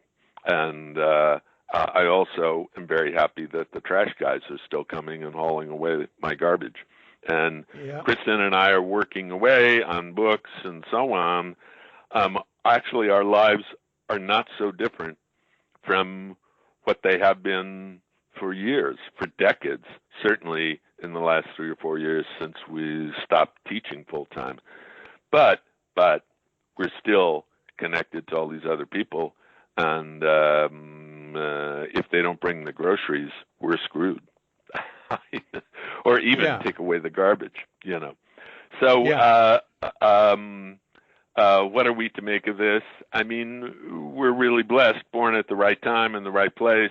You were at the top of that column in Dallas, Fort Worth. Oh, yeah. But even better, you had a cosmopolitan, cultured, musical mother.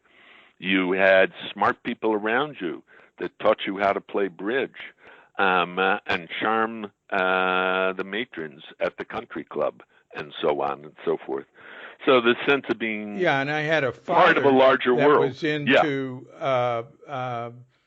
really fundamentally wanting to understand, who saw understanding mind as he saw our mind and God's mind is the same thing. We didn't even use the word God. It was like being in a cosmic consciousness environment. He was my first teacher, and that was really, and some of the people I was around, because of both of them, I was very lucky.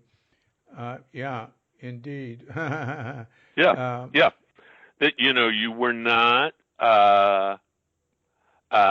staid Episcopalians or fervent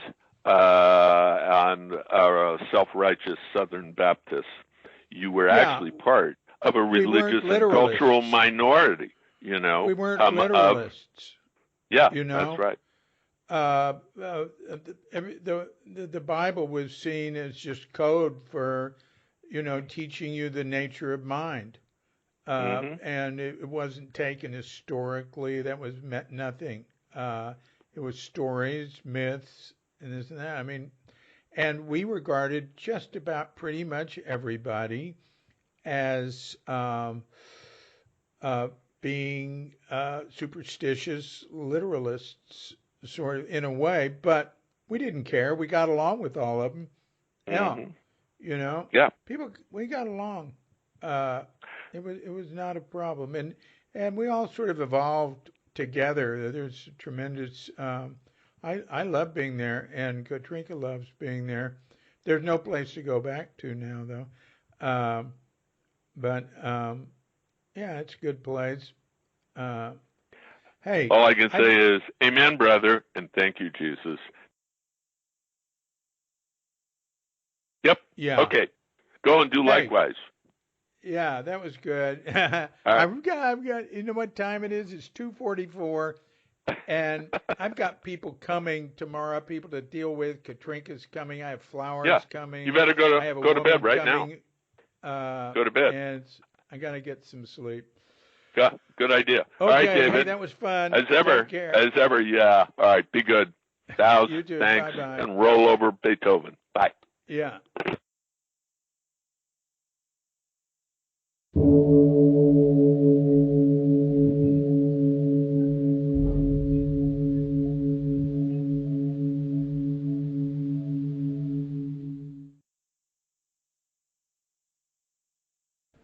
So thanks a lot, Steve Tipton, for joining us. That was great. And Thank you, dear listener, for making it this far. So if you want to help us keep going, just go to the homepage of cuke.com, cuke.com, and tap on the donate button on the top or the bottom, and that'll take you to the donate page and let you know how to send a check or make a PayPal contribution or become a subscriber for as little as $1 a month. It's easy to do and a refreshing experience. So, until we meet again, this is DC Puba of Cuke Audio and Cuke Archives with Dogette Bandita and Feline Cuchita and dear lovely Katrinka in sleepy Sanur, wishing you and yours and all of us a grand awakening.